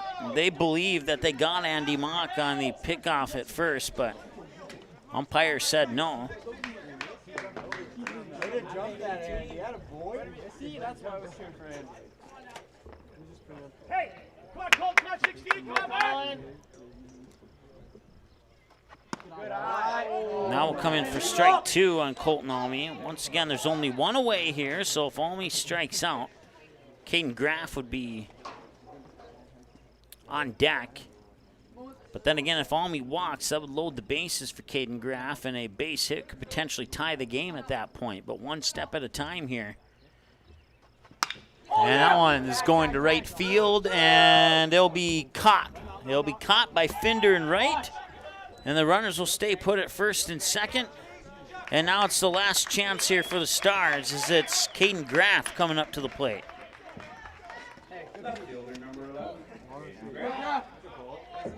Go, Graf, here we go, bud, here we go. Come on now, Kaden Graf, here we go. Jackson Byswinger is on deck if Kaden Graf reaches base, but he hasn't done that yet. Fly out, ground out, and a line drive. Actually, I take that back. 2 flyouts. I recorded the second flyout as a ground out by mistake. Swing and a miss here for strike 1. So a fly out to right, a fly out to second base, and then a line drive out to second base as well. And now he faces a 0-1 count here as Chappelle looking to get the save. 0-2, swing and a miss. And Chappelle potentially a pitch away from ending this. Once again, runners on. Kobe Sen on second, Andy Mock on first. Kaden Graf the batter, Jackson Byswinger on deck if Graf can reach base. And the pitch. Swing and a miss, and the game is over. As Lincoln Pius will hold off the Stars rally. And the Stars will fall a couple runs shy here of this one. And that will end the first day of pool play here at Humboldt Ballpark in Humboldt, South Dakota. We'll go off the air as well, go get some food, get a nap. We'll talk to you tomorrow. 2 games for the Stars as we take a look at the upcoming schedule here for the Dakota Classic. And in the Humboldt pool tomorrow, the Stars will play at 3:30 and 6 back-to-back against Orono and West Central. And we'll see if they can pick up a couple wins tomorrow here on Magnitude Sports. But until then, have a great night. The proceeding has been a presentation of the Magnitude Sports Media Network. Follow us on Twitter, Facebook, subscribe to our YouTube channel, and to order a DVD copy of this broadcast, simply visit msportsnet.com/DVD.